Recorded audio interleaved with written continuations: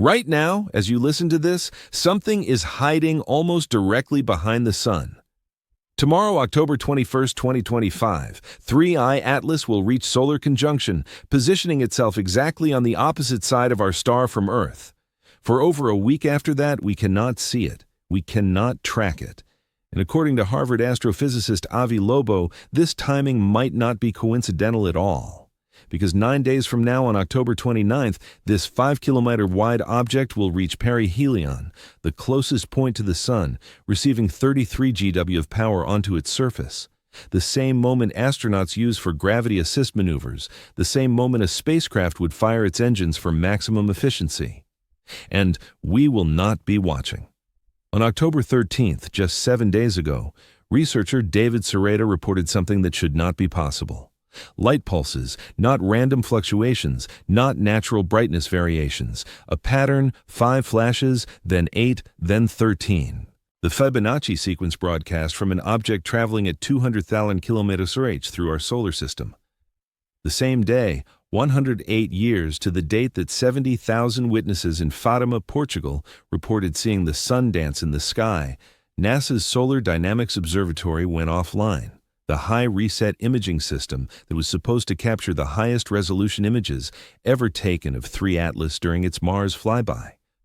Those images are still being withheld, and in 65 days on Christmas morning, this object will reach a geometric alignment with Earth that matches the angle of the Great Pyramid of Giza. You're not hearing speculation. You're hearing documented measurements, verified trajectories, and timing so precise that the probability of coincidence has been calculated at less than 1%. 8 anomalies, 8 violations of everything we thought we knew about interstellar objects. And today, right now, while 3 Atlas moves toward its hiding place behind our sun, we are going to walk through each one. Before we go further, if this is already sending chills down your spine, do me a favor and hit that like button and subscribe to the channel. Tell me in the comments where you are listening from, what time it is there, and honestly, do you think we are being visited right now? And if you want to help our community grow, share this on X, Facebook, Reddit, or send it to someone who needs to hear this. Thank you for always supporting our community. The Fibonacci message, October 13th, 2025, 8 days ago. On October 13th, David Sereda was monitoring 3I Atlas through multiple observation channels when he detected what he describes as structured light emissions. Not the gradual brightening and dimming you would expect from a rotating comet, not the chaotic fluctuations of outgassing, a sequence. 5 pulses of increased luminosity, then 8, then 13. The pattern repeated. Sereda, who has worked with MIT physicist Bogdan Maglik on nuclear fusion research, immediately recognized what he was seeing, the Fibonacci sequence, 1, 2, 3, 5, 8, 13, 21, 34, 55, each number the sum of the 2 before it, a mathematical pattern that appears throughout nature, from the spiral of nautilus shells to the arrangement of sunflower seeds to the structure of galaxies themselves. The pattern that generates the golden ratio Fi 1.618, the proportion that seems to be woven into the fabric of reality itself. Now, here is where this gets strange in a way that makes your skin prickle. October 13th. 2025 marks exactly 108 years since the miracle of the sun at Fatima, Portugal. On October 13, 1917, an estimated 70,000 people gathered in a field after 3 shepherd children claimed that the Virgin Mary had told them a miracle would occur on that specific date.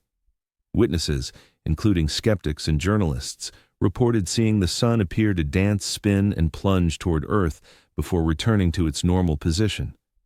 The event lasted approximately 10 minutes. Secular newspapers covered it. Photographs exist of the crowd staring at the sky, many on their knees. Whatever happened that day, something was witnessed by tens of thousands of people simultaneously. 108 years later, to the day, Sereda reports detecting these Fibonacci pulses from 3I Atlas. And 108 is not a random number. It is a frequency octave of 432, a number that appears repeatedly in esoteric traditions in the dimensions of ancient temples, in musical tuning systems that predate modern standardization. Sereda claims he was told in a vision to add 432 days to October 19, 2024. The result, December 25, 2025, Christmas Day. The same day his calculations show 3I Atlas will reach its closest approach to Earth, while simultaneously achieving what he calls the Great Pyramid angle, a specific geometric relationship between the object Earth and the angle encoded in the slope of the Great Pyramid at Giza. Let us pause here and acknowledge the obvious problem. This sounds insane. Visions, Fatima miracles, ancient pyramids, Fibonacci codes from interstellar objects. Every rational bone in your body should be screaming that this is numerology pattern seeking. The human brain desperate to find meaning in randomness. And maybe it is. But here is what we cannot ignore. The light pulse observations according to Sarita occurred. He has published the data. The timing is verifiable. October 13, 2025, exactly 108 years after Fatima. The trajectory calculations are verifiable. 3I Atlas will indeed be at its closest point to Earth on December the 25th. The geometric alignment he describes can be calculated and checked. The question is not whether Sarita is making things up. The question is whether what he observed is real. And if it is real, whether it means what he thinks it means. And here is where the timing gets uncomfortable. On October 13th, the same day Sarita reported these observations, NASA's Solar Dynamics Observatory experienced what the agency described as technical difficulties and stopped providing public data feeds. The spacecraft is designed to monitor the sun continuously, producing images and data that are normally available to the public in near real time. That feed went dark on October 13th. It has since come back online, but the gap exists during the precise window when Sarita claims to have observed the Fibonacci pulses. Could this be coincidence? Of course, technical malfunctions happen, but the timing raises questions, especially when you consider what happened next. On October 1st, just 2 days before 3I Atlas made its closest approach to Mars, offering the best observation opportunity we've had or will have until it passes Jupiter in 2026.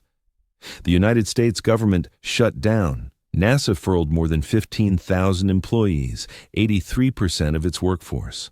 Only personnel deemed essential remained. The SpaceA's website stopped updating, and the high camera aboard the Mars Reconnaissance Orbiter, which was positioned to capture images of 3 Atlas with a resolution of 30 km per pixel, the highest resolution images ever taken of this object.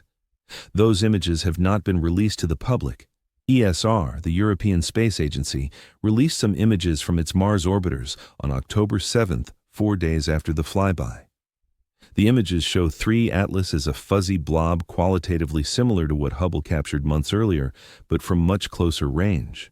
They're interesting, but they do not provide the detail that Herr should have captured, and NASA has said nothing. Reporter Anna Paulina Luna publicly asked about the Hyry images. White House Deputy Chief of Staff Stephen Miller was asked during an interview whether the president had been briefed on 3As. The question was deflected. Avibe, in his Medium posts, has repeatedly mentioned that the Hyry images would answer critical questions about the size and nature of this object. But as of today, October 20th, those images remain unreleased, so we have Fibonacci pulses reported on October 13th, NASA's Solar Dynamics Observatory going dark the same day. The government shut down beginning 2 days before the critical Mars flyby. Hyry images withheld and Sarita connecting all of this to a prophetic timeline that points to Christmas Day 2025 as some kind of culmination point. It would be easy to dismiss this as conspiracy thinking, if not for one uncomfortable fact. The other 7 anomalies are not speculation. They are documented, peer-reviewed, and they are forcing mainstream astronomers into intellectual contortions to explain them away. Sarita has built what he calls a hyperdimensional solar system model, a framework based on dividing the golden ratio into planetary orbital periods. According to this model, the rotational period of 3I Atlas 16 p.16 hours converts to 969.6 minutes. That number matches the age of Methuselah from the Bible, 969 years. When you divide 969.6 by Earth's exact sidereal period of 365.25663 days, you get 2.6545388, which is the golden ratio squared with 99.5% accuracy. Sarita claims this is not coincidence. He claims 3i Atlas is encoding a message about the structure of the solar system itself, revealing the existence of hidden planets that orbit at positions defined by Fibonacci ratios. This is where most scientists would stop listening. Hyperdimensional hidden planets based on biblical numerology and the golden ratio is not astronomy. It is mysticism dressed in mathematical clothing. But Sarita would counter that his model accurately predicts the orbital periods of known planets.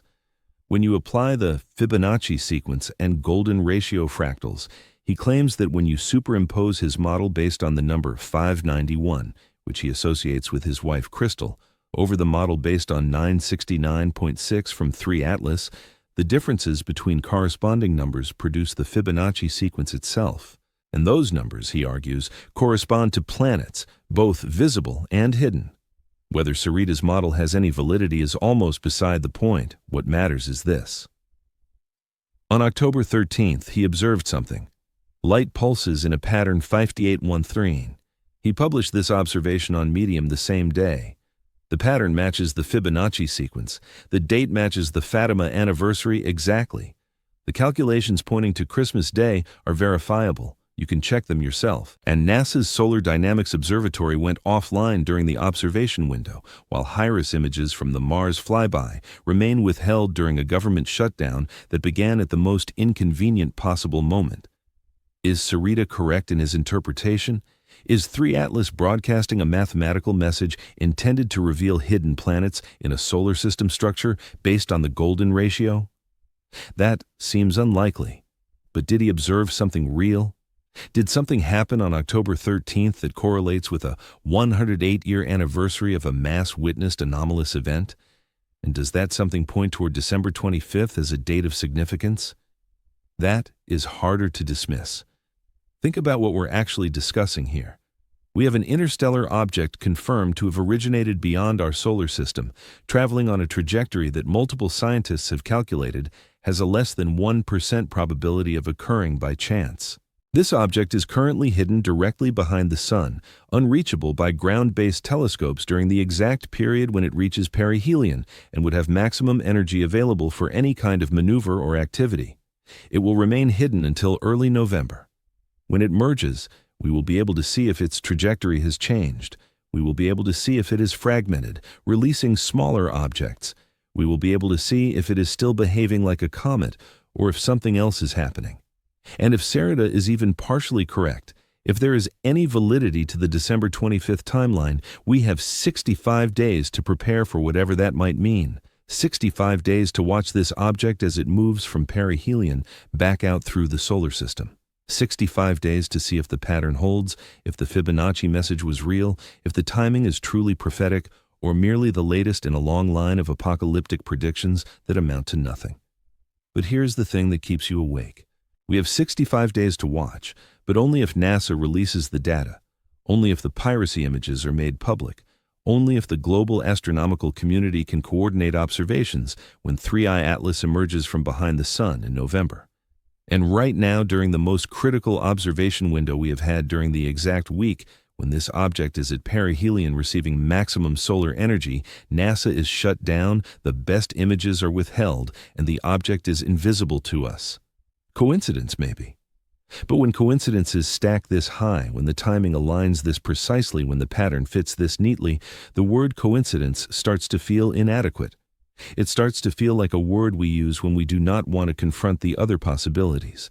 And those other possibilities, the ones we're about to explore through the remaining 7 anomalies, those possibilities are not comfortable. They are not safe.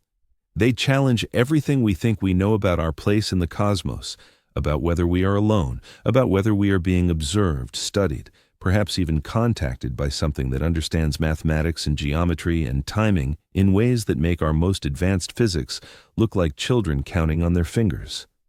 The Fibonacci sequence. 5, 8, 13. Pulses of light from an object that should not exist, observed on a date that should not matter, pointing toward a future date that carries impossible significance, and all of it happening while we're blind. while the object hides behind the sun, while the images that could answer our questions remain locked away behind a government shutdown and bureaucratic delays that strain credulity in their convenience. The government blackout. What are they hiding? October 1st, 2025, 2 days before 3-body Atlas makes its closest approach to Mars, 2 days before the observation opportunity astronomers had been planning for months, 2 days before the high-risk camera would capture images with 30 km per pixel resolution. Images that could finally tell us the true size and structure of this object. On that day, the United States government shut down. 15 out of 300 NASA employees received furlough notices. 83% of the AY's civil servant workforce sent home. Only those deemed mission essential remained at their posts. The timing, as Avi noted with barely concealed frustration, could not have been worse. But here's what makes this more than just unfortunate timing. NASA initially stated that processing the Mars flyby data would require several days. Complex image processing, spectroscopic analysis, careful calibration, and verification. These things take time. The agency set expectations appropriately. Then, on October 4th, less than 24 hours after the flyby, NASA provided selective briefings to mainstream media outlets. No images, no spectroscopic data, no technical reports, just verbal characterizations describing 3I Atlas as an ordinary comet exhibiting normal cometry behavior. The message was clear. Nothing to see here. Move along. The problem. Those briefings directly contradicted what multiple independent observatories had been reporting for months. They contradicted the Hubble data showing the sun would jet. They contradicted the Chaque telescope observations of extreme nickel emissions without iron. They contradicted Lowe's calculations, showing the object must be extraordinarily massive to resist the rocket effect of its own outgassing. And they were delivered without any supporting evidence during a government shutdown before the highest resolution images had been processed or released. Convenient does not begin to describe it. EA, the European Space Agency, took 4 days to release their first images from the Exxon Mars Trace Gas Orbiter. When those images appeared on October 7th, they showed 3I Atlas as expected, a fuzzy bright spot against the background of street stars. The camera tracking the comet's motion, the COSMIC camera with its 13.5-centimeter mirror, captured the brightest central region extending about 680 kilometers. Qualitatively similar to what Hubble had seen months earlier, but from much closer range, the images confirmed outgassing. They confirmed activity. They confirmed that 3 Atlas is not just a dark rock silently passing through, but they did not provide the detail needed to resolve the core mysteries. That detail should have come from HiRISE, the high-resolution imaging science experiment aboard NASA's Mars Reconnaissance Orbiter. This camera, with its half-meter primary mirror, was positioned perfectly for the October 3rd flyby. At a distance of 29 million kilometers, HiRISE's angular resolution translates to 30 km per pixel. The brightest pixel in such an image would directly constrain the surface area of 3I Atlas's nucleus. With assumptions about albedo, that measurement would give us the size. And size matters? Because Lowe has calculated that if this object is larger than 5 km in diameter, its mass becomes anomalous beyond any reasonable natural explanation. Think about what that means. Lowe's calculation of 33 billion tons, his minimum mass estimate based on the lack of non-gravitational acceleration, that is a lower bound. The object could be larger, could be heavier, and if HiRISE shows a nucleus significantly larger than 5 km, we are no longer discussing whether 3 Atlas is unusual. We're discussing whether it can be natural at all. The statistical probability of an interstellar object this massive appearing in our solar system becomes vanishingly small. The reservoir of icy bodies in interstellar space simply does not predict objects of this scale traveling at these speeds showing up at our doorstep. So where are the HiRISE images, 2 and 1 or 2 weeks after the flyby? As of today, October 20th, NASA has not released them. The agency claims processing delays. The shutdown disrupted workflows. Teams are understaffed. These explanations are plausible. Image processing does take time, especially when working with data from instruments millions of kilometers away. But the ESA managed to release their images within 4 days despite having no shutdown to contend with, and NASA managed to brief media outlets within 24 hours despite supposedly needing more time to process the actual data. The inconsistency raises questions. Pavel Zlatnik, writing on Medium, laid out what he calls the information playbook. The pattern, he argues, is textbook. When an image shows something difficult to explain something that challenges the established narrative, there is a predictable sequence of institutional responses. First, delay processing takes time. We need to verify. We need to calibrate. Weeks can pass. Second, selective release. Brief trusted outlets verbally before showing anything publicly. Control the narrative. Frame the interpretation before people can see the raw data and form their own conclusions.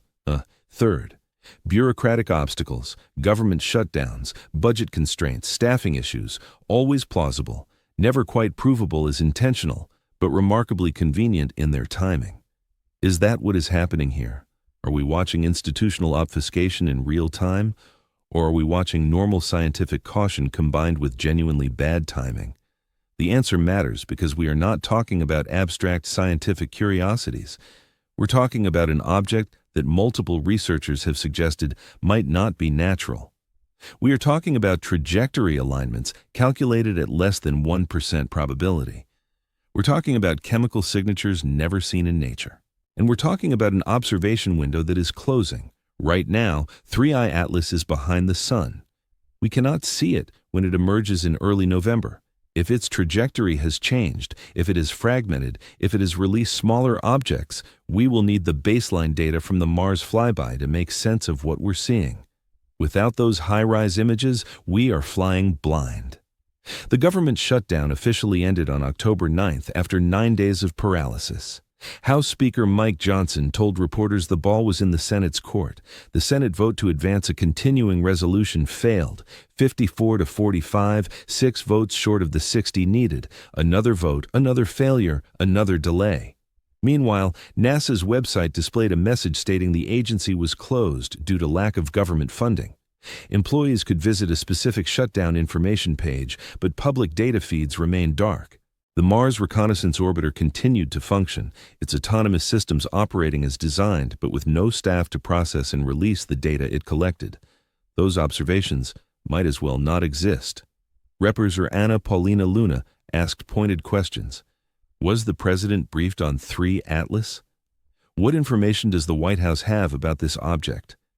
White House Deputy Chief of Staff Stephen Miller deflected during his interview discussing the shutdown in general terms without addressing 3I Atlas specifically. Aviv mentioned the exchange in his writing, noting the absence of clear answers. The scientific community found itself in an uncomfortable position. They had data somewhere locked in computers and storage systems, but no mechanism to release it publicly, no staff to process it, no budget to fund the work. And here is where the conspiracy theories found fertile ground. Social media erupted with speculation. NASA knows what 3 Atlas is, and they are hiding it. The government shut down on purpose to keep the truth from coming out. The hirings show something impossible, something that would upend everything we think we know, and they cannot let us see it. These theories spread rapidly, amplified by the genuine strangeness of the timing, by the unexplained delays, by NASA's selective media briefings characterizing the object as ordinary without providing supporting evidence. Lowe, in his typical direct style, dismissed the conspiracy angle bluntly. The delay in data release, he wrote, does not signal extraterrestrial intelligence. It signals terrestrial stupidity. Large research teams take time to coordinate. Bureaucratic processes are slow. The government shutdown was real, not manufactured. Incompetence and bad luck, he argued, are far more common than conspiracies. But even Lowe acknowledged the frustration. We need that data. We need those images. And the longer we wait, the more the public trust erodes, the more the narrative gets controlled by speculation rather than evidence. Then came the Perseverance images. On October 4th at 21:39 Martian local solar time, NASA's Perseverance rover sitting on the surface of Mars in Chazaro crater captured an image with its right navigation camera. The image shows an elongated streak against the blackness of the Martian night sky. Astrophotographer Simeon Schmaus stacked 20 images from the Must-Camsey camera and reported finding a faint smudge at the location where 3 Atlas should be visible. He posted his findings online. This people said, "This is 3 Atlas photographed from the surface of Mars. Look at the shape. Look at the elongation. It is not a fuzzy ball. It is a cylinder, an elongated structure. Exactly what you would expect if this thing is artificial." Lowe addressed this immediately.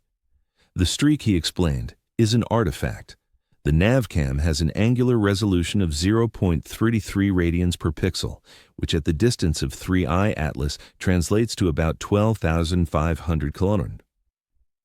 The elongated streak appears to be about 50,000 km long based on its pixel dimensions, but the upper bound on 3I Atlas's actual diameter as measured by Spherex is 46 km, assuming an albedo of 4%. The streak is 1,000 times longer than the object itself. What we are seeing, Lowe concluded, is motion blur. The camera's integration time combined with the object moving across the Martian sky creates the appearance of elongation. If 3I Atlas were actually 50,000 km long, Hubble would have resolved it as an extended object months ago. It did not. Therefore, the streak is an imaging artifact, not evidence of a cylindrical megastructure, but NASA never officially confirmed this. The space agency posted the image on its multimedia page as image of the week for week 242.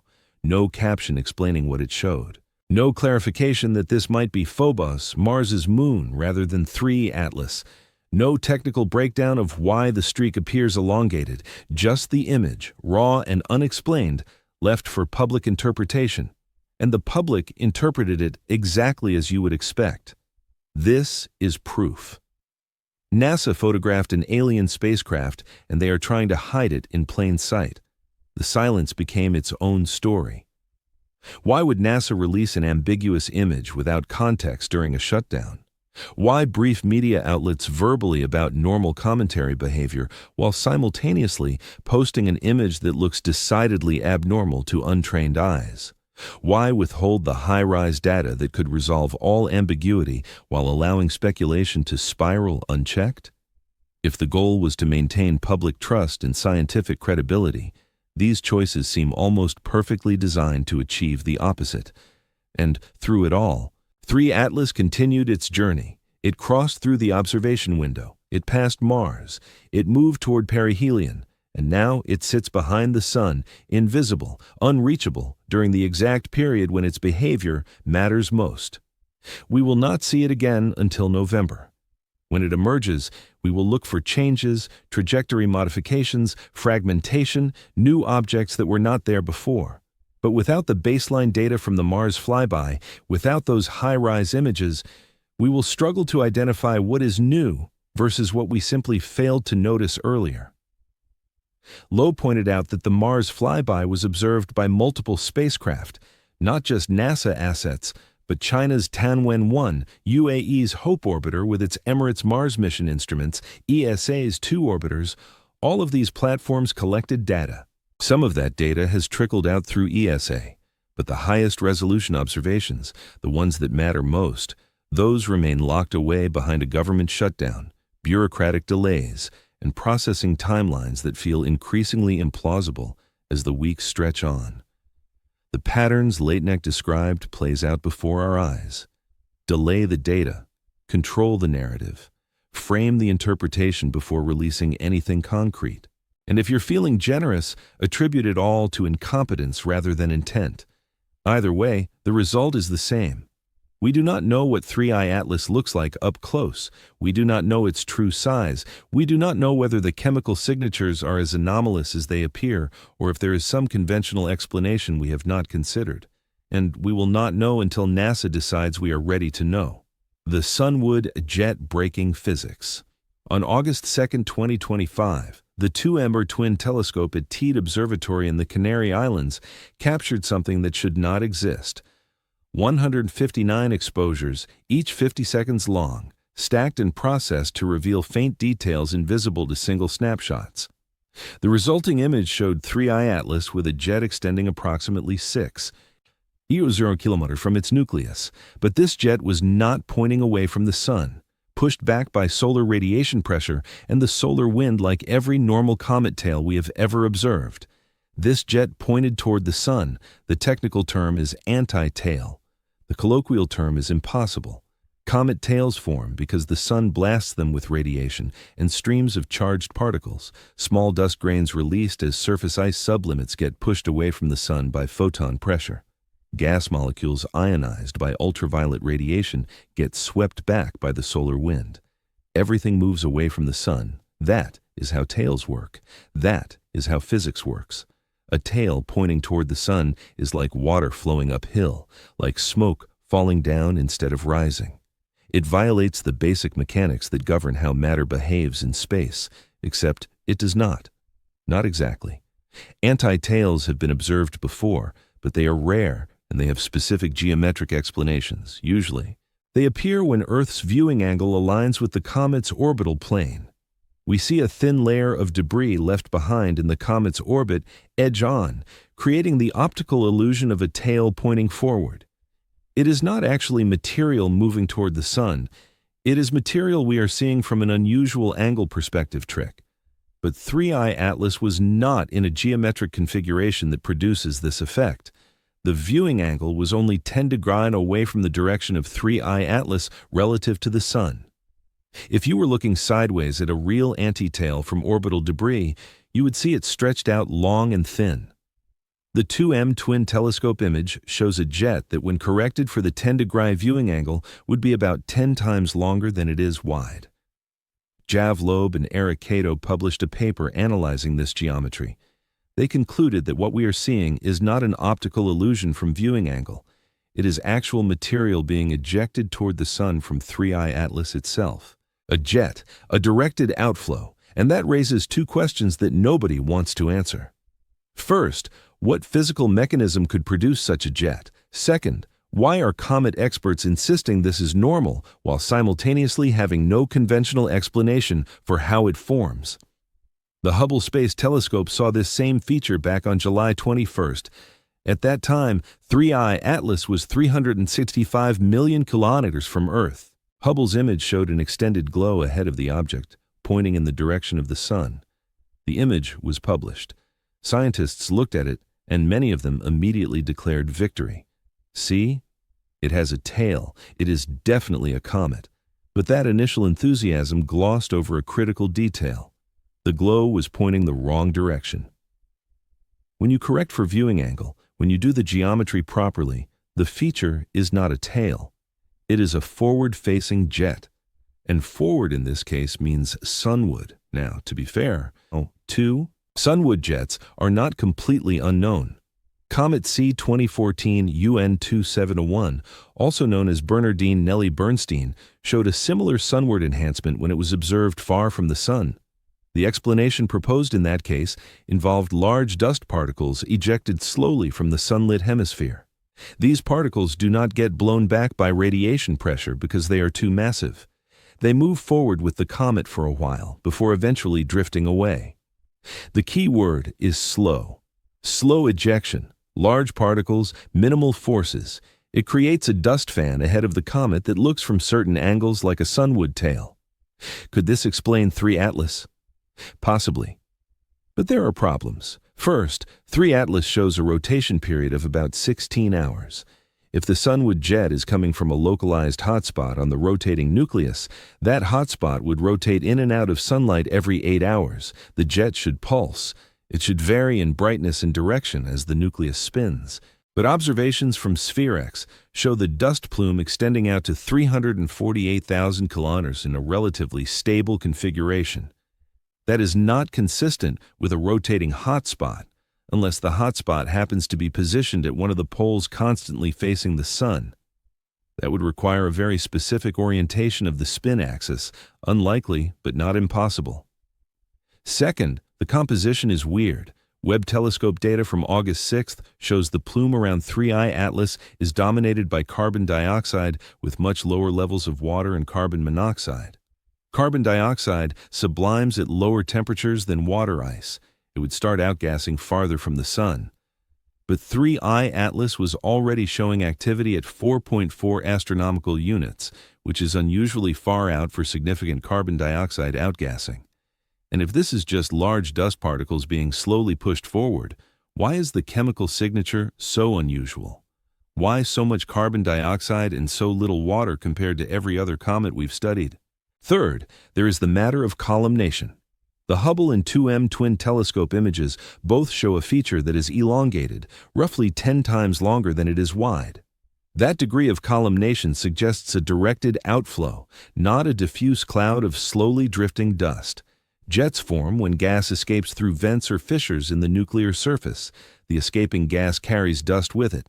If the vent is narrow, the jet is narrow. But a narrow vent on a rotating nucleus would produce a spiral pattern as the nucleus spins. We do not see that here. We see something straighter, more stable, more like a continuous outflow from a single direction. Put these pieces together and you get a picture that does not quite fit.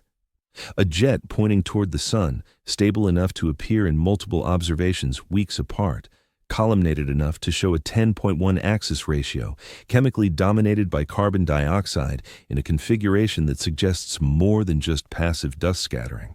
Lowe and Keto argue this is anomalous. It deserves attention. It deserves an explanation that goes beyond just waving hands and saying comets are weird sometimes. Jason Wright, an astronomer at Penn State, pushed back hard on this characterization. In a blog post, he pointed out that Loeb and Keto are not the first or only researchers to describe this phenomenon. Other teams have published papers discussing the sunward enhancement in 3I Atlas using similar physical explanations. Varnum and colleagues described it as slow ejection of large particles from the sunlit hemisphere. Wright argues that Lowe is claiming uniqueness where none exists, framing a moderately unusual but not unprecedented feature as if it is revolutionary evidence of something artificial. Wright also notes that the rotation period complicates any simple model. If 3I Atlas is rotating every 16 hours and the dust plume extends hundreds of thousands of kilometers, then the hotspot generating the plume cannot be stationary. It must be moving. That would generate mechanical effects, torques, changes in the outflow pattern that we're not seeing, or at least not clearly resolving yet. Humormua had a tumbling-like curve that did not repeat exactly, suggesting complex rotational dynamics.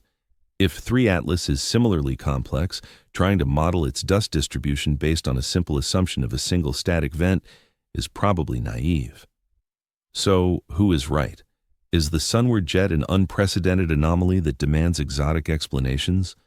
Or is it a moderately unusual but naturally explainable feature that Lowe is hyping for attention?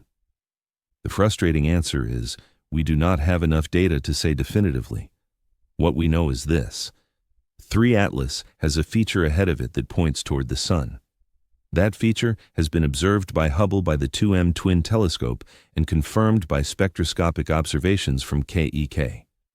The feature is columnated roughly 10:1 length to width ratio. It is chemically dominated by carbon dioxide, and it appears stable over weeks of observation despite the nucleus rotating every 16 hours. Conventional explanations exist. Large dust particles, specific rotation axis orientation, slow ejection from a sunlit hotspot. These mechanisms can in theory produce what we are seeing, but they require specific conditions. They require the spin axis to be aligned just right. They require the composition to be unusual in just the right way. They require multiple low probability factors to all be true simultaneously. And when you stack low probability explanations, you start to wonder if you're working too hard to make the data fit your preferred conclusion. Here's what makes this particularly interesting. Anti-tails, when they do appear, are usually short-lived. They are geometric effects visible for a few days or weeks as Earth passes through the comet's orbital plane. The fact that 3 Atlas has maintained this feature over months from July through August and into September suggests it is not a perspective trick. It is real material, really positioned ahead of the nucleus, really pointing toward the sun. And real material pointing toward the sun requires a physical mechanism to put it there and keep it there. One possibility nobody wants to discuss seriously is thrust. If 3 Atlas is venting material preferentially from its sun-facing side that creates a rocket effect, gas escaping in one direction pushes the object in the opposite direction. For a natural comet, this thrust is usually small and chaotic, varying as different parts of the surface heat up and cool down with the rotation. But if the venting is concentrated, if it is coming from a specific region that remains sun-facing, the thrust could be more directed, and directed thrusts indistinguishable observationally from a propulsion system. Lowe has been careful not to claim definitively that 3I Atlas is artificial. He uses phrases like warrants investigation and cannot be ruled out. He assigns it a rank of 4 on his personal scale, where 0 is definitely natural and 10 is definitely artificial. 4 means genuinely anomalous but not conclusive. It means this object exhibits multiple features that do not fit neatly into our understanding of natural comets. But it is not so weird that we have to abandon natural explanations entirely. Not yet. The sunward jet is one piece of a larger puzzle. In isolation, you could explain it away. Unusual, but not impossible. Weird geometry, weird composition, weird timing, but all within the realm of natural phenomena if you're willing to grant multiple unlikely coincidences. But the sunward jet is not in isolation. It is one of 8 anomalies. And when you start stacking anomalies, when you start requiring coincidence after coincidence after coincidence, the natural explanation starts to feel forced. It starts to feel like motivated reasoning, like clinging to the comfortable answer, because the uncomfortable answer is too strange to contemplate. On August 27th, the Gemini South Telescope finally detected a normal anti-olar tail, a faint teardrop shape pointing away from the sun as expected. This was presented as evidence that 3I Atlas is behaving like a comet after all. See, it has a normal tail now, but the timing is interesting. 3 Atlas had been showing only the sun jet for months. Then, as it got closer to the sun and heated up more, a conventional tail appeared. The sunward jet did not disappear. It was joined by a normal tail. So now we have both, a jet pointing toward the sun and a tail pointing away from the sun simultaneously. If this is natural, if this is just unusual comet behavior, why did it take so long for the normal tail to develop? Why did the sunward jet appear first and persist even after the normal tail formed?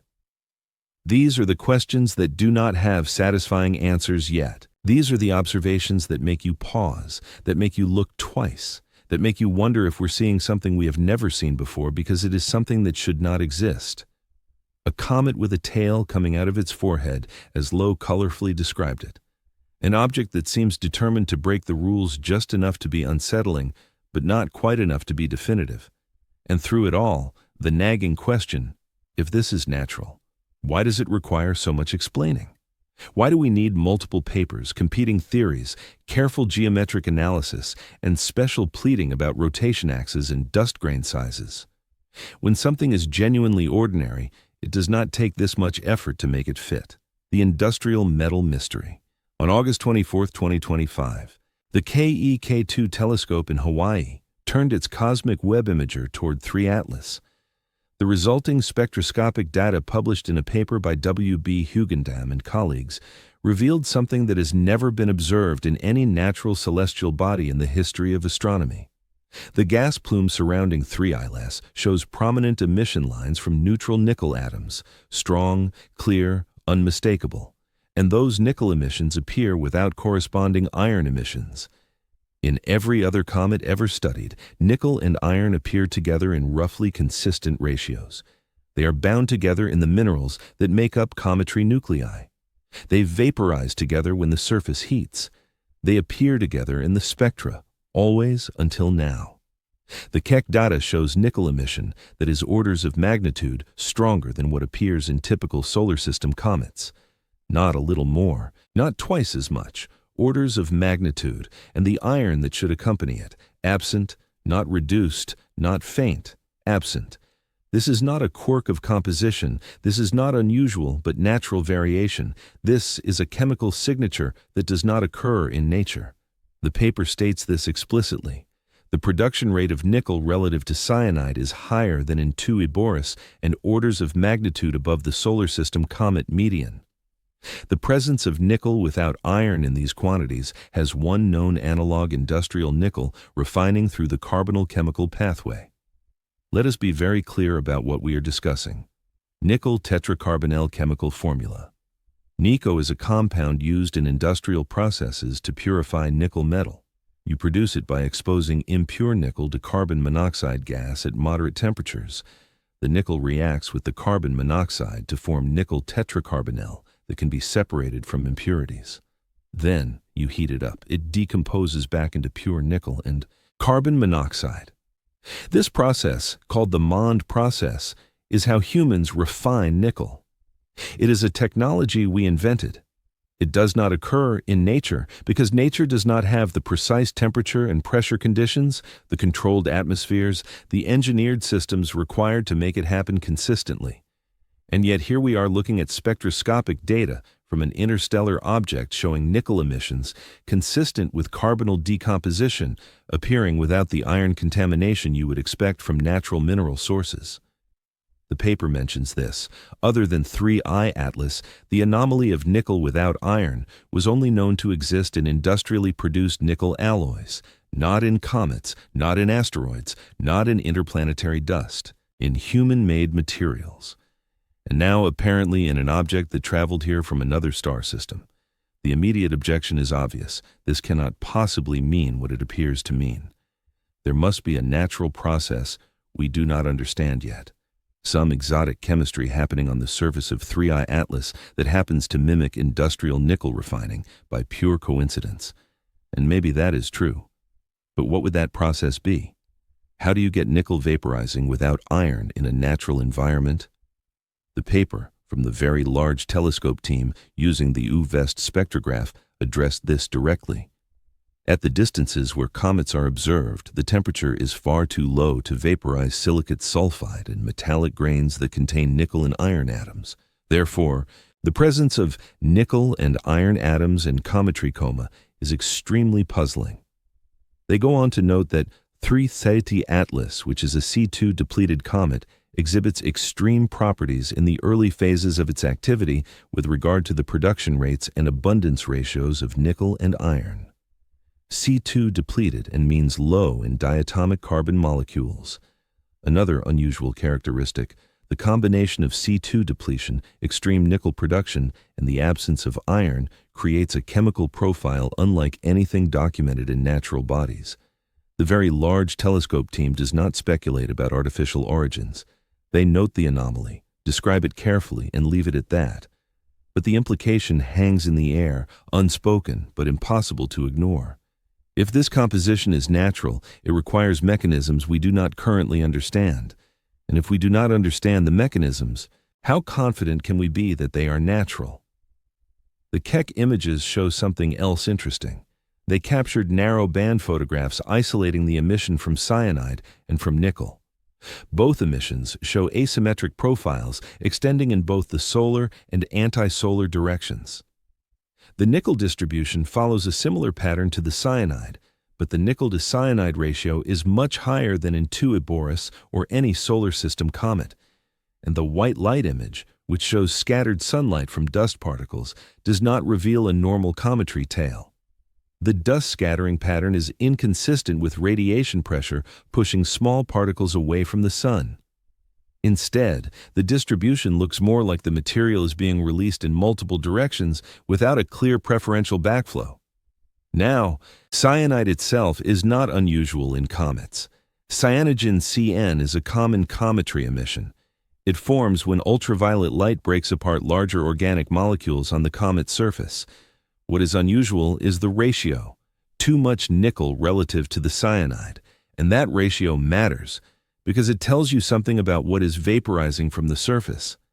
If you're seeing typical cometry as sublimating, you get typical cometry ratios. If you're seeing something else, some other process releasing material into the coma, the ratios shift, and the ratios here are shifted far outside the normal range. Lowe has been pointing to this as a key piece of evidence. He notes that nickel tetracarbonyl can be created through the carbonyl process, which refines nickel through the formation and decomposition of this compound. The fact that we see nickel without iron suggests the source of the nickel is not mixed mineral grains that would contain both metals together. It suggests a refined source, something that has been processed to separate the nickel from other elements. And the only known processes that do this separation are industrial. Critics argue that Loeb is cherry-picking. Yes, the Nickelian ratio is unusual. Yes, the composition is weird. But jumping from unusual composition to industrial refining to alien technology is a leap across multiple chasms of uncertainty. There could be natural processes involving temperature gradients, partial melting, differentiation in the parent body, preferential vaporization at specific temperatures, all sorts of geochemical mechanisms that might produce this effect. We have only studied 3 interstellar objects. We've only taken detailed spectra of 2. Our sample size is pathetically small. Declaring that 3I Atlas must be artificial because its composition does not match the dozen or so solar system comets we have studied in detail is premature. This is a fair criticism. We are extrapolating from very limited data. But here's the counter-argument. Science proceeds by recognizing patterns and investigating anomalies. If you find something that does not fit the pattern, you have 3 choices. First, expand your understanding to accommodate the new observation. Second, gather more data to determine if the anomaly is real or instrumental error. Third, ignore it and hope it goes away. The scientific community seems split between options 1 and 3, with very few people enthusiastically pursuing option 2. Expanding our understanding might mean proposing new geochemical mechanisms that can produce nickel without iron in comet environments. Great. Propose them, model them, show us the conditions required, and explain why those conditions would exist on an interstellar comet but not on solar system comets. So far, nobody has done this convincingly. The papers note the anomaly, describe it as extremely puzzling, and then move on without providing a satisfying natural explanation. That is not science expanding to accommodate new observations. That is science describing observations and then shrugging. Gathering more data is the obvious solution. We need more spectra. We need observations at different wavelengths. We need to track how the emissions change as 3I Atlas moves closer to and then away from the Sun.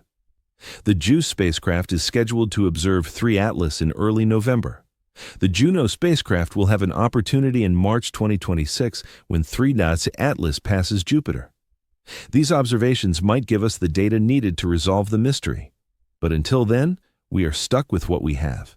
And what we have is a chemical signature that looks industrial. The third option, ignoring it, seems to be the most popular. Many astronomers have simply decided that 3I Atlas is a comet, case closed, and any anomalies are just natural variation that will eventually be explained by normal processes once we understand comets better. This is motivated reasoning. It starts with the conclusion 3 Atlas is natural and works backward to fit the data.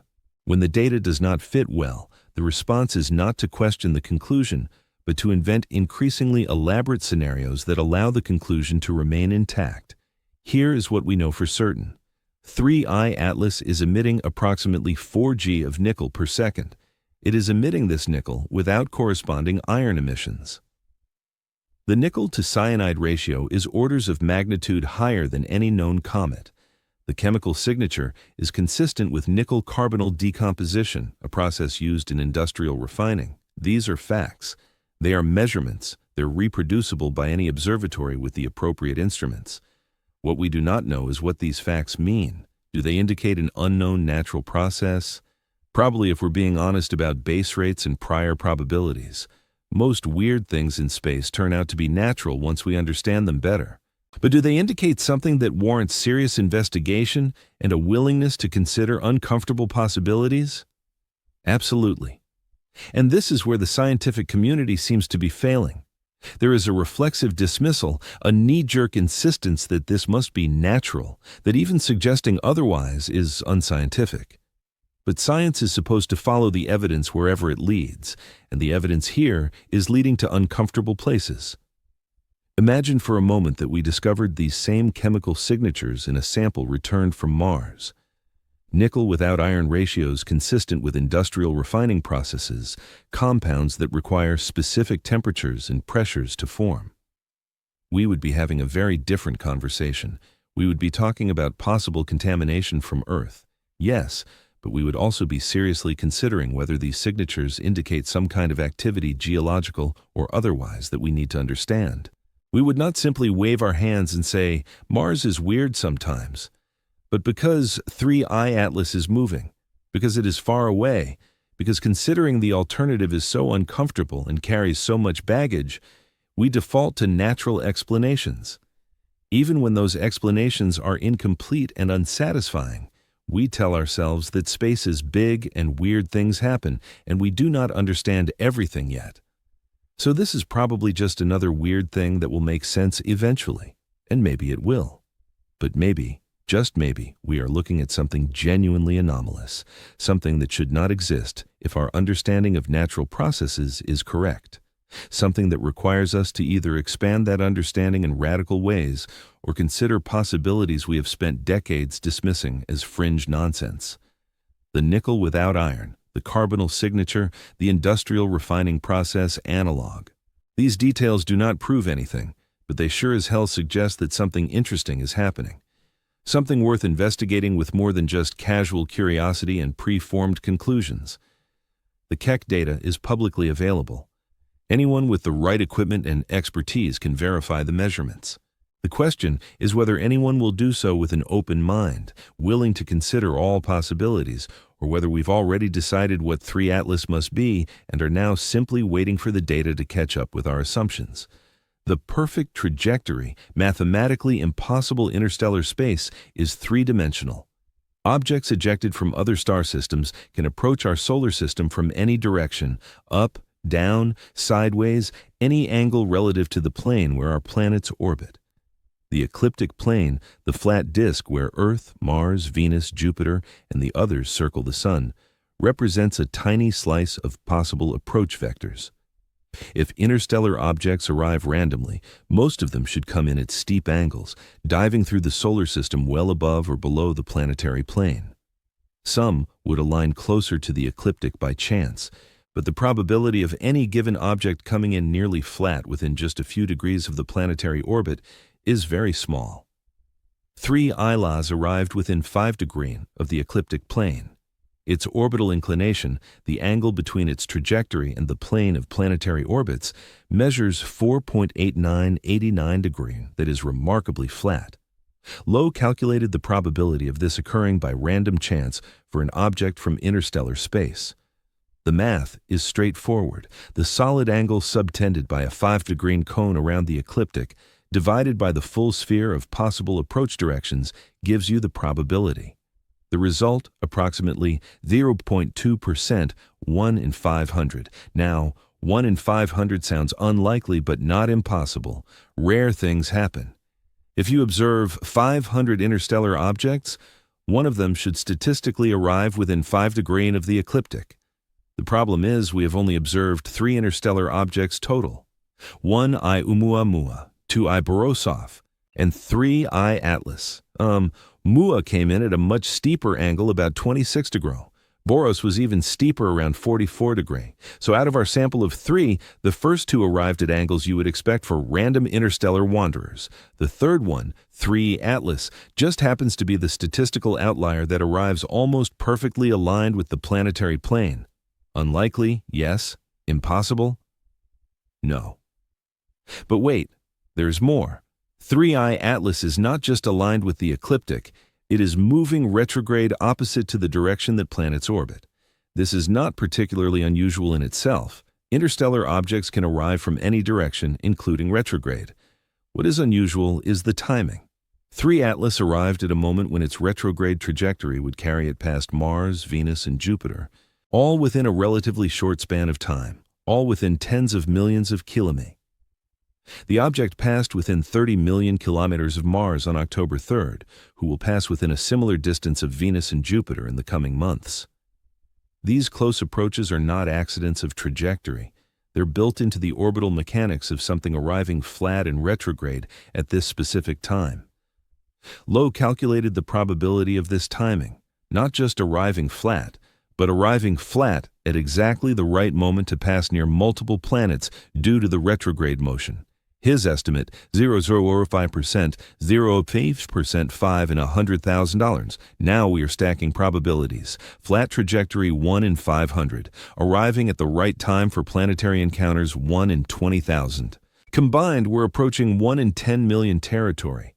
At that point, you start to question whether random chance is an adequate explanation. But the stacking does not stop there. The arrival direction of 3i Atlas aligns within 9 degrees of the direction from which the famous WOW signal was detected on August 15, 1977. For those unfamiliar, the WOW signal was a powerful narrowband radio signal detected by the Big Ear telescope at Ohio State University. Astronomer Jerry Amon saw it in the data printout and wrote WOW in the margin, giving the signal its name. The signal lasted 72 seconds, the maximum duration the telescope could observe, a source as Earth's rotation carried it across the sky. It was never detected again, despite repeated searches. Its origin remains unexplained. The signal came from the direction of the constellation Sagittarius, near the border with Scorpius. 3 Atlas also came from the direction of Sagittarius. The angular separation between the two directions is approximately 9 degrees. That might sound like a large separation, but in galactic terms, it is a tiny sliver of sky. The probability of an interstellar object arriving from within 9 degrees of a specific direction chosen at random is about 0.6%, 1 in 167. So now we have 3 low probability events. Flat trajectory 1 in 500, timed arrival for planetary encounters 1 in 20,000, arrival direction matching the WOW signal 1 in 167. If these were independent probabilities, you would multiply them. The result would be vanishingly small, well into the billions to 1 range. But they are not entirely independent. The flat trajectory and the timed arrival are related. The retrograde path at low inclination is what creates the planetary encounter opportunities, so you cannot just multiply all 3. But even being conservative, even accounting for correlations, you are looking at combined odds well below 1 in a million. At what point do we stop calling this coincidence? At what point do we acknowledge that random chance is not a satisfying explanation for a cluster of improbable features? Lowe argues that we are past that point. He ranks 3i Atlas as a 4 on his scale, specifically because these trajectory features combined with the chemical and physical anomalies create a pattern that strains credulity if we insist it all happened by accident. Critics respond that we are suffering from selection bias. We notice improbable features because they are interesting. We do not notice all the unremarkable interstellar objects that pass through without anyone detecting them, because they were too faint or too fast, or arrived at bad times for observation. If thousands of interstellar objects pass through the solar system every year, as some models suggest, then finding one with an unusual trajectory is not surprising. It is expected. The surprise is only that this one happened to be bright enough and close enough for us to study in detail. This is a fair point, but it has limits. Yes, detection bias is real. Yes, we tend to study the unusual cases because those are the ones we can see and reach. But detection bias explains why we might find an object with one unusual feature.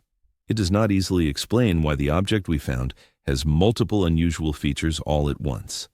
The flat trajectory? Fine. Maybe we happen to catch the rare one that came in flat. The planetary encounter timing. Okay, maybe that's also luck. The WOW signal alignment? Sure, another coincidence. The sun would jet, the nickel emissions, the extreme mass, the rotation period matching golden ratio relationships according to Sarita's model. All of it just happening to occur in this one object that we happen to observe. At some point, you have to ask if detection bias is doing all the heavy lifting or if there is something genuinely anomalous about this particular object. Here's another angle. If 3i Atlas wanted to study the inner solar system, if it were a probe designed to collect data on multiple planets, what trajectory would you choose? You would want to come in flat so you pass through the region where the planets orbit. You would want a retrograde path so the planets come to you as they orbit, maximizing encounter opportunities. You would time your arrival so you pass Mars, Earth's orbit, Venus, and Jupiter in succession. You would not waste energy fighting the sun's gravity to reach these targets individually. You would use ballistic trajectories and gravity assists, letting the sun's pull guide you efficiently from one encounter to the next. The trajectory of 3 Atlas, whether by design or accident, is nearly optimal for this purpose. It is not perfect, does not pass extremely close to Earth, for instance, but it is far more efficient than a random arrival would be. And that efficiency, combined with the low probability of the trajectory occurring naturally, creates the uncomfortable question. Are we looking at the result of engineering? Are we looking at a path calculated to maximize scientific return while minimizing energy expenditure? Or are we looking at the luckiest coincidence in the history of interstellar astronomy? Now, here's where things get speculative in ways that demand attention. 3I Atlas reached solar conjunction yesterday. It is now directly behind the Sun, invisible from Earth. It will reach perihelion on October the 29th, 8 days from today. Perihelion is the moment of closest approach to the Sun, the moment when gravitational potential energy is minimized, the moment when any propulsive maneuver would be most efficient due to the Earth effect. If you wanted to change your trajectory to add velocity or remove velocity or change direction, you would do it at perihelion. Every spacecraft mission that uses gravity assists knows this. You burn your engines at the lowest point in the gravity well to maximize the energy gain. If 3I Atlas is natural, we would expect nothing to happen at perihelion beyond increased outgassing as the surface heats up. If it is artificial, if it has any kind of propulsion capability, perihelion is when we would see it used and the object is currently hidden from view. We cannot watch, we cannot monitor. When 3 Atlas emerges from behind the Sun in early November, we will see where it is and calculate where it should be based on gravitational predictions. If the two match, nothing unusual happened. If they do not match, if there is any deviation from the expected path, we will know something exerted force during the hidden period. This is not speculation. This is predictive. We can calculate right now where 3I Atlas should be on November 10th, based purely on gravity. When we observe it on November 10th, we will measure where it actually is. Any discrepancy indicates non-gravitational acceleration. Outgassing can produce this, yes, but Lowe already calculated that the lack of non-gravitational acceleration up to September implies an extremely massive object. If sudden acceleration appears after perihelion, after months of showing no detectable thrust despite significant outgassing, that would be anomalous. That would require explanation. The other possibility is fragmentation.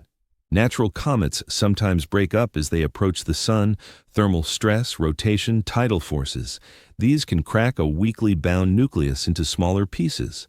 If 3I Atlas is a comet, it might fragment. We would see multiple objects where there was one before.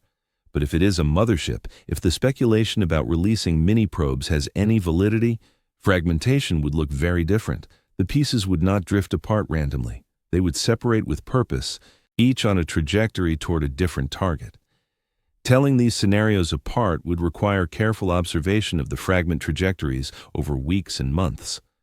Lobers suggested that if 3I Atlas releases probes at perihelion, they could use the Earth effect to reach planetary targets with minimal velocity change. A probe ejected from the main body with a velocity of 30 to 40 km/h applied at perihelion could intercept Earth between late December and early January. The timing matches Sarita's Christmas Day prediction, though, arrived at through completely different reasoning. Sarita talks about Fibonacci codes and Fatima anniversaries and Great Pyramid angles. Lowe talks about orbital mechanics and Earth maneuvers. Both point to late December as a critical period. Coincidence or convergence? When different analytical approaches arrive at similar timelines, it either means the pattern is real or it means we're all fooling ourselves in similar ways. The next 70 days will tell us which. Right now, 3 Atlas is at the moment of maximum solar energy input. Right now, it is invisible. Right now, if anything is going to happen, this is when it would happen, and we are not watching. We cannot watch. All we can do is wait for it to emerge and see if the universe has decided to surprise us yet again. The impossible mass Manhattan-sized visitor. When a comet releases gas and dust from its surface, physics demands a response, action, and reaction. The escaping material carries momentum. That momentum has to come from somewhere. It comes from the comet itself. The comet gets pushed in the opposite direction of the outflow like a leaky balloon flying around a room. Astronomers call this non-gravitational acceleration.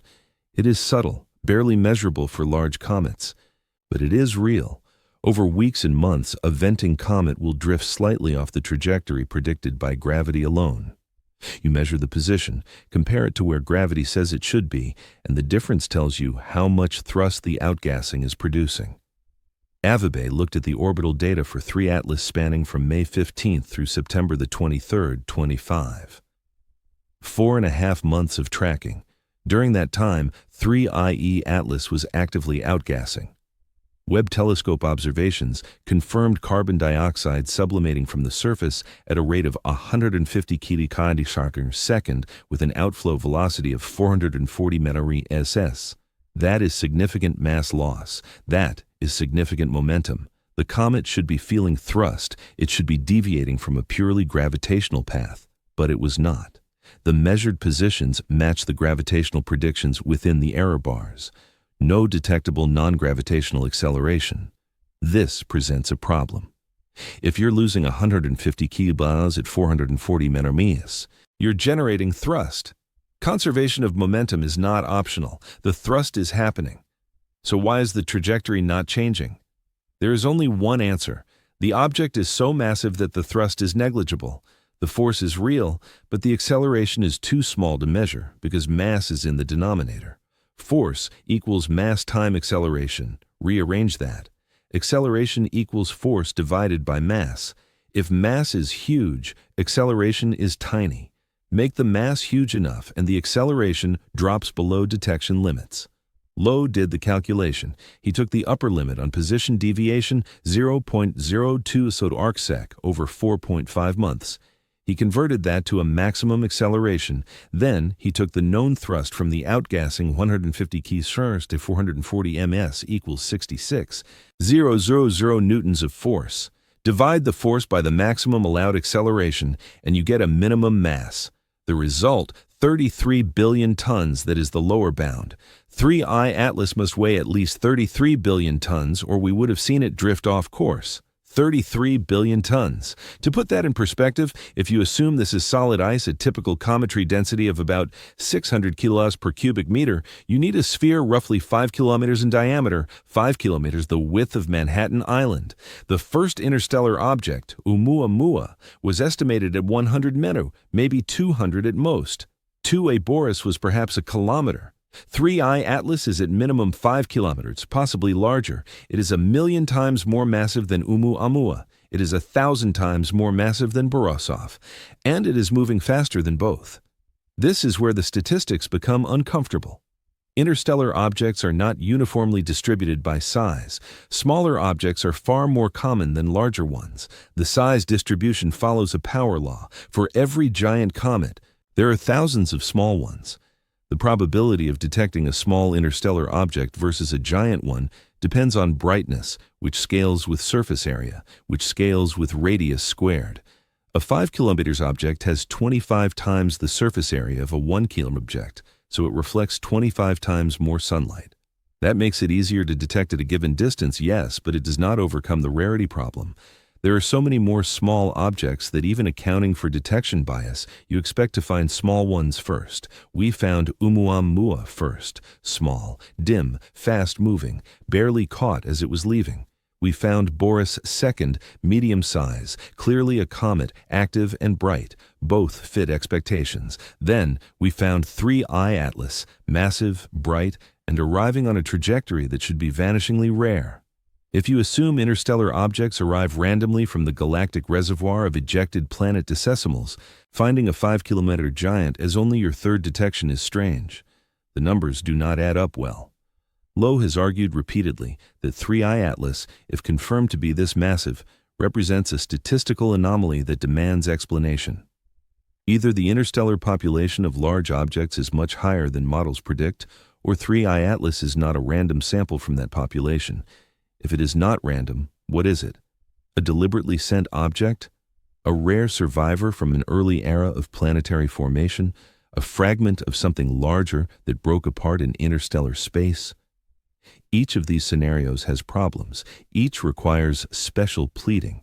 The high images would resolve this. The camera resolution at the distance of the Mars flyby translates to 30 kilometers per pixel. The brightest pixel in the image would tell you the nucleus size directly. If the nucleus occupies 1 pixel and that pixel is saturated bright white, then the nucleus is at least 30 kilometers across. That would be enormous.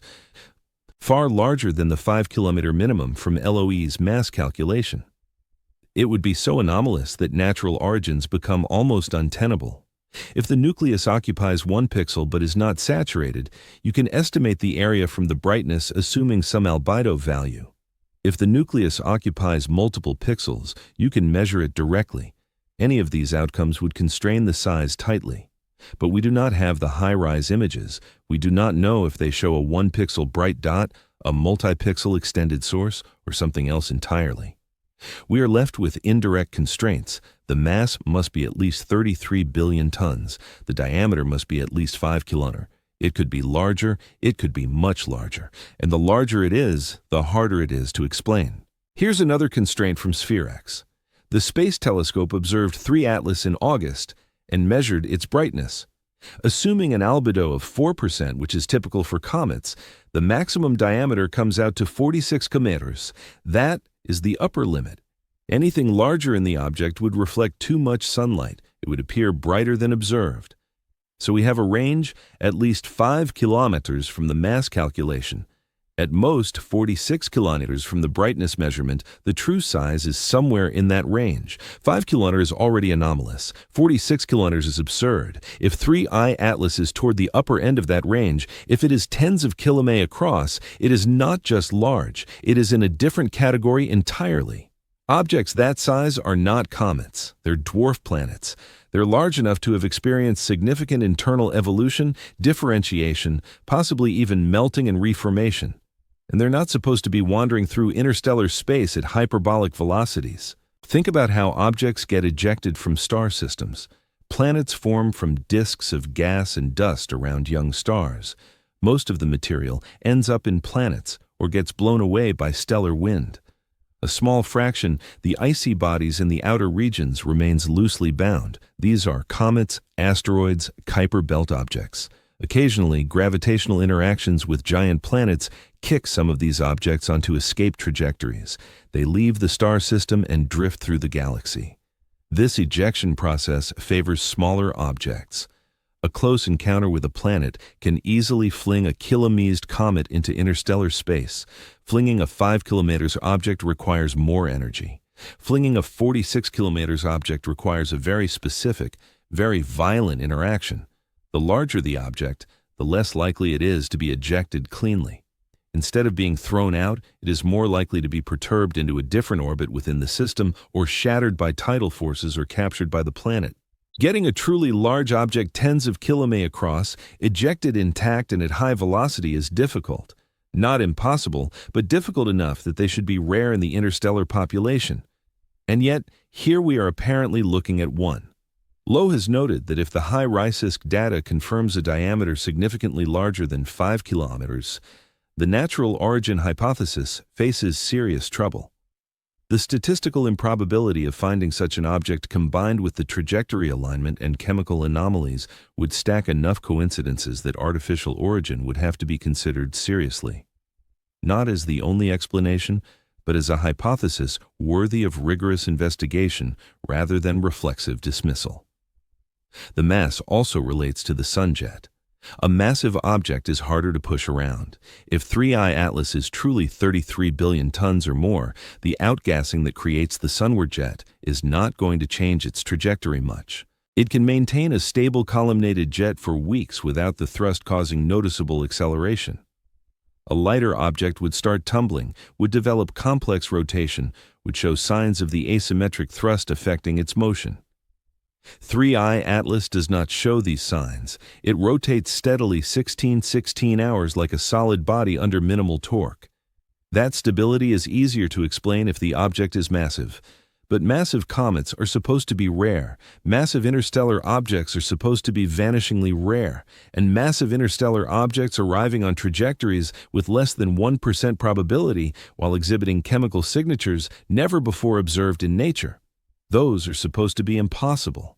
Yet here we are describing observations, published data, peer-reviewed measurements, all pointing to something that should not exist. The minimum mass of 33 billion tons is not speculation. It is a calculation based on measured data. The absence of non-gravitational acceleration is observed. The outgassing rate and velocity are measured by Webb. The math is straightforward. Anyone can verify it. The conclusion is uncomfortable, but the conclusion is forced by the data. Either 3I Atlas is at least 5 kilometers in diameter and extraordinarily massive, or there is something wrong with our measurements.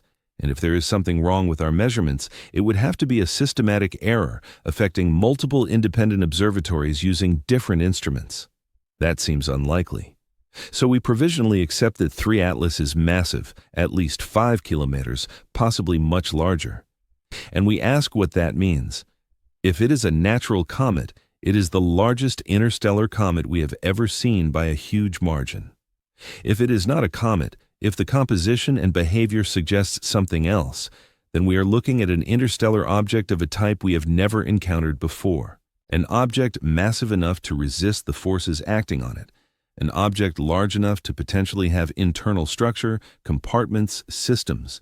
An object that could in principle house instruments, power sources, propulsion, or whatever you might want to pack into a 5 to 46 kilometer shell. This is uncomfortable territory. We're edging towards science fiction concepts, massive interstellar probes, generation ships, slow-moving exploration platforms designed to travel for thousands or millions of years between stars. These are ideas from novels and speculative papers, not from observational astronomy.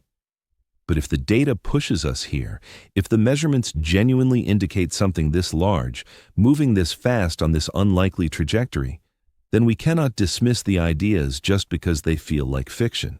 Fiction is often just reality we have not encountered yet. The higher images remain the key when they are released. If they are released, we will know. We will see the nuclear size directly. We will confirm or rule out the extreme mass scenario. Until then, we have the calculation. 33 billion tons minimum. 5 kilometer diameter minimum. An object massive enough to shrug off the forces that would perturb a normal comet. An object that by rights should not be here. And yet, it is hiding behind the sun right now. Unreachable, unobservable, waiting. Today's critical moment, solar conjunction and perihelion, October 21st, 2025. Today, right now, as you listen to this, 3I Atlas is positioned directly on the opposite side of the sun from Earth. Solar conjunction, the sun sits between us and the object, a massive glowing barrier that makes observation impossible. Ground-based telescopes cannot point at it without pointing at the sun, which would damage instruments and reveal nothing but solar glare. Space-based telescopes face the same limitation. The geometry simply does not allow us to see what is happening. For the next week, possibly longer, depending on solar elongation limits for different observatories, 3I Atlas is invisible to us. And this is not a random occurrence. This is not bad luck. This is built into the orbit, determined by the trajectory and timing of arrival. When you look up at the sky today, if it is daytime where you are, the sun is there. And behind it, hidden from view, moving toward its closest approach to that sun, is an object that has violated multiple assumptions about what interstellar visitors should look like. An object that, depending on who you ask, is either a mildly unusual comet or something that should not exist at all. And we cannot see it, we cannot track it, we cannot monitor what happens next. What happens next is perihelion. October 29th, 8 days from now, 3I Atlas will reach its minimum distance from the sun, approximately 130 million mi, about 1.4 astronomical units, that is just inside the orbit of Mars. Not particularly close in absolute terms, the sun will not melt it or tear it apart with tidal forces. But perihelion is important for other reasons. It is the point of maximum energy input. Sunlight intensity follows an inverse square law. At perihelion 3I, Atlas receives more solar energy per square meter than at any other point in its trajectory. If it is a comet, this is when outgassing should peak. If it is something else, this is when energy-intensive operations become feasible. Lowe has calculated that at perihelion, the Sun deposits 33 GeV of power onto the surface of 3I Atlas, assuming a 5-kilometer diameter, 33 GeV. For reference, a large nuclear power plant produces about 1 gigawatt. The entire surface of this object will be receiving the equivalent of 33 power plants worth of energy continuously. That energy has to go somewhere. For a comet, it sublimates ice. For something artificial, it could charge batteries, run systems, power instruments, do whatever the design calls for.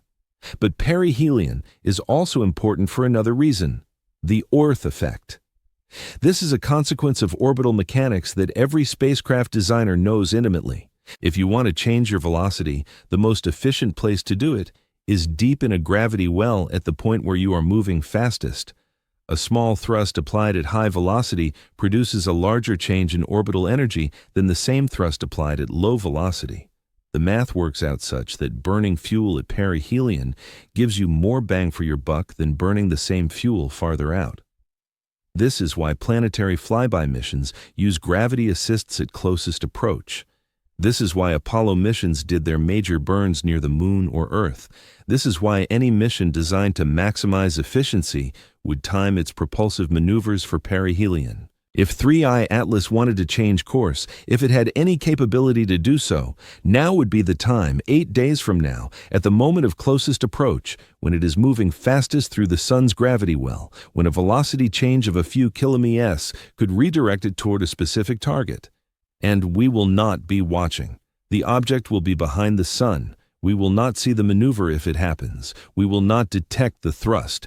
We will only know after the fact when 3I Atlas emerges in November and we recalculate its trajectory. If the new path matches the old gravitational prediction, nothing unusual occurred. If it does not match, if there is any deviation that cannot be explained by outgassing or other natural forces, then something happened while we were blind. This is not paranoid speculation. This is simple orbital mechanics combined with the uncomfortable realization that our observation window has closed at the most critical moment.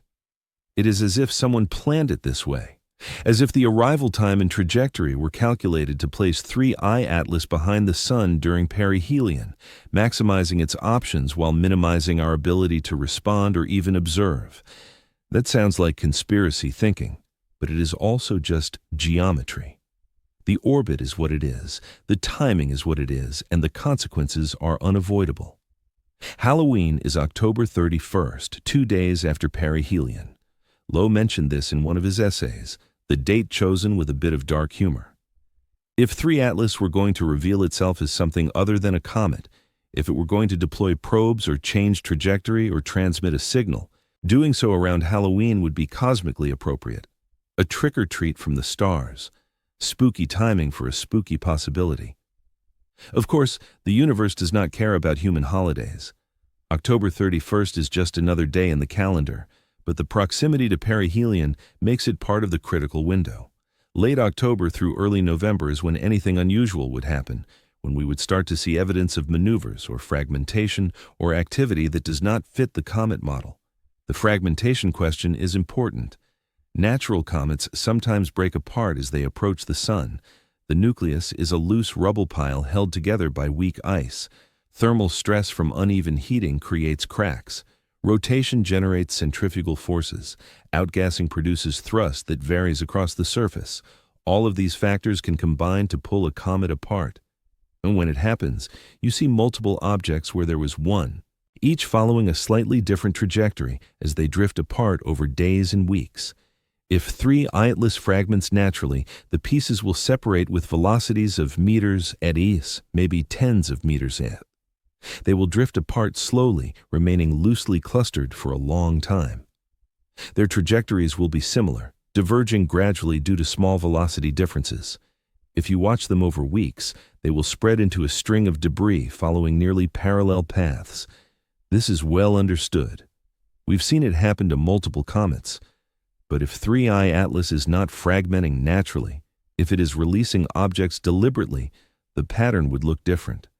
The released objects would have higher separation velocities, hundreds of meters cells or more. They would diverge rapidly, each heading toward a different destination. After a few weeks, they would be scattered across the inner solar system, not clustered together, and their trajectories would not be parallel. They would point toward specific targets: Mars, Earth, Venus, Jupiter, each object on a calculated intercept course. Telling these scenarios apart requires observation. You need to track the fragments, measure their velocities, calculate their trajectories, and see if they are diverging randomly or converging on specific targets. This is doable, but it takes time. You need multiple observations over weeks to get accurate velocity vectors. By the time you have enough data to distinguish deliberate targeting from natural breakup, the objects could already be close to their targets. And if one of those targets is Earth, we would have very little time to react. Lowe has proposed that many probes ejected at perihelion with velocities of 30 to 40 km/s could reach Earth in 60 to 70 days. That timeline puts them arriving late December, early January. Sarita's Christmas Day prediction, December 25th, falls right in the middle of that window. Different reasoning, same conclusion. Late December is when something might happen, when we might see secondary objects approaching Earth if the probe hypothesis has any validity. This is the scenario that keeps people awake at night, not because it is likely. Base rates say this is almost certainly a natural comet doing weird but ultimately explainable things. But because if it is not natural, if there is even a small chance that 3I Atlas is artificial, then the implications cascade into territory we are not prepared to handle. We have no defense against hypersonic objects from space. We have no protocol for responding to intelligent contact initiated by something arriving unannounced at relativistic speeds.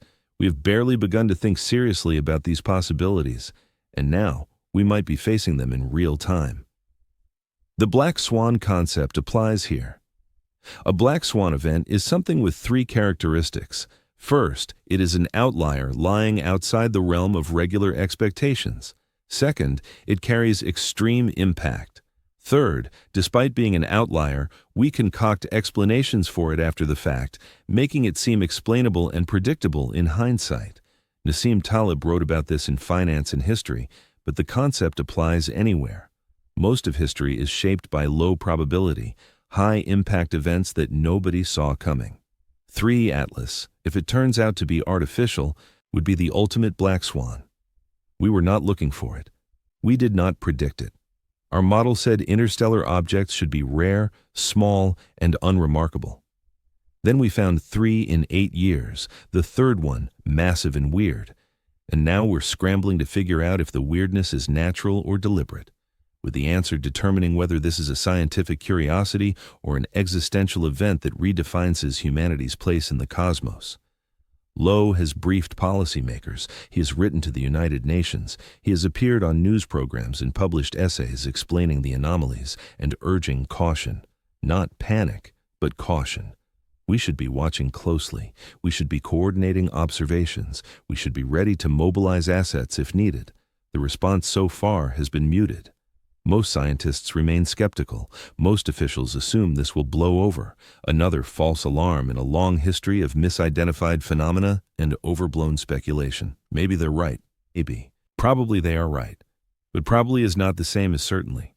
And when you're dealing with possibilities that could reshape civilization, probably is not a comfortable margin. If there is a 1% chance 3I Atlas is artificial, that 1% demands serious attention. If there is even a 0.1% chance, it still demands attention. Because the downside of being wrong, of dismissing the possibility and being caught unprepared, is catastrophic. The downside of taking it seriously and being wrong is some wasted resources and mild embarrassment. The asymmetry is stark. Right now, today, as you listen to this, the critical moment is unfolding. 3I Atlas is behind the sun, receiving maximum energy at the optimal point for any maneuver or operation it might undertake. We cannot see it. We cannot stop it. We cannot even monitor what is happening. All we can do is wait. Wait for it to emerge. Wait for November observations. Wait to see if the trajectory has changed. Wait to see if fragments appear. Wait to see if December brings anything unexpected. The waiting is the hardest part. The not knowing. The realization that we're flying blind during the most important observation window we have had. The government shutdown did not help. The delayed HIRIS images did not help. The selective media briefings characterizing 3i Atlas as normal without evidence did not help. We are left with uncertainty at the exact moment when clarity is most needed. And uncertainty, when combined with stakes this high, becomes almost unbearable. 8 days to perihelion. Then the waiting game begins in earnest. November will tell us if the trajectory holds. December will tell us if anything approaches Earth. March 2026, when Juno observes 3i Atlas near Jupiter, will give us more data. But the critical moment is now. The moment we cannot see, the moment we cannot control, the moment that will determine whether this was all an academic exercise in unlikely astronomy or the beginning of something that changes everything. The anomaly scorecard, Heavy Lobes rank 4. Heavy Lobe developed a ranking system for interstellar objects. 0 means definitely natural, nothing unusual, just a rock or comet passing through. 10 means definitely artificial, unambiguous evidence of technology. No natural explanation possible. Most objects would score 0. Few might score 1 or 2 if they show minor oddities. 3i Atlas scores 4. That is high. That is high enough to demand serious investigation. And the score comes from stacking 8 distinct anomalies, each individually unusual, collectively unprecedented. We've covered several already. The trajectory alignment less than 1% probability. The sun would jet pointing toward the sun. The nickel emissions without iron. The massive size at least 5 kilometers. These are 4 of the 8. Now, let us look at the others, the ones that complete the picture and push this object from merely unusual into genuinely anomalous territory. Anomaly 5 is extreme negative polarization. When light scatters off particles, it becomes polarized. The degree and direction of polarization tell you about the particle size, shape, and composition. Cometary dust typically produces positive polarization. Light scattered from the dust becomes partially polarized perpendicular to the scattering plane. This is well understood, well measured, consistent across all known comets. 3 Atlas shows negative polarization. The light is polarized parallel to the scattering plane. This is not just unusual, it is unprecedented. No known solar system comet shows this behavior. 2I Boris did not show it. The polarization signature of 3 Atlas is, according to published observations, extreme and unexplained. What could cause negative polarization?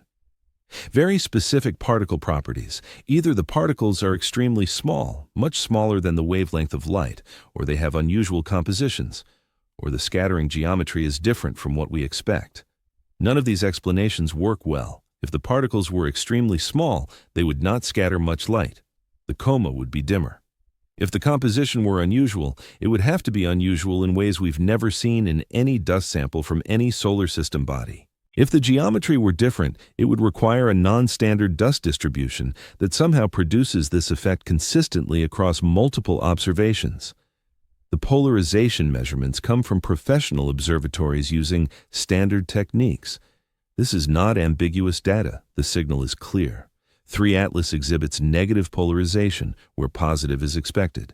That signature is documented, and it has no satisfying natural explanation. Yet you can propose mechanisms, yes, but none of them fit cleanly. Each requires special circumstances, unusual conditions, rare configurations, and when you need rare configurations to explain multiple independent anomalies, you start to wonder if rare is the right word, or if something else is happening. Anomaly 6 is water content, or rather the lack of it. Comets are supposed to be dirty snowballs, mixtures of water ice, carbon dioxide ice, and various other frozen volatiles embedded in rocky dust. Water is the primary component in most solar system comets. When they approach the sun, water sublimes, creating the characteristic coma and tail. Water dominates the spectroscopic signatures. Carbon dioxide is present, but usually in smaller amounts. 3i Atlas flips this ratio. Webb telescope data shows the gas plume is dominated by carbon dioxide with only about 4% water by mass. 4%. Most comets show the reverse. Lots of water, some carbon dioxide. 2 Borisov was water-rich like a normal comet. 3 Atlas is carbon dioxide, rich to a degree that is extremely unusual. Why would an interstellar comet have so little water? One possibility is formation location. If 3I Atlas formed in the outer regions of its parent star system, very far from the star, temperatures would be cold enough that water ice is stable, but carbon dioxide is not. Carbon dioxide would condense onto grains, water would stay locked in the solids. When the object was ejected and spent billions of years in interstellar space, cosmic ray bombardment could strip hydrogen from the surface, converting water ice to carbon dioxide through radiolysis. By the time it reaches our solar system, the surface layers are carbon dioxide rich. This explanation works in principle, but it requires the object to have spent a very long time in interstellar space, much longer than typical ejection timescales predict. It also requires very specific radiation processing that affects water more than carbon dioxide, which is chemically tricky. And it does not explain why the carbon dioxide to water ratio is so extreme. 4% water is not just low, it is a complete inversion of the typical comet composition. You would need to remove almost all the water or add enormous amounts of carbon dioxide, and neither process is easy to justify with known chemistry. Anomaly 7 is cyanide concentration. Cyanide, specifically cyanogen molecules, are common in comets. They form from organic compounds in the nucleus that break apart under ultraviolet radiation. The amount of cyanide relative to other emissions tells you about the organic chemistry of the comet. 3I Atlas shows cyanide emissions that are, as noted earlier, orders of magnitude stronger relative to water than typical comets. The nickel to cyanide ratio is also orders of magnitude higher than any known comet. These ratios are not slightly off, they're dramatically off. They place 3I Atlas in a chemical space occupied by no other observed object. Cyanide is interesting because it is a biomarker precursor. It is involved in prebiotic chemistry in the formation of amino acids and nucleotides.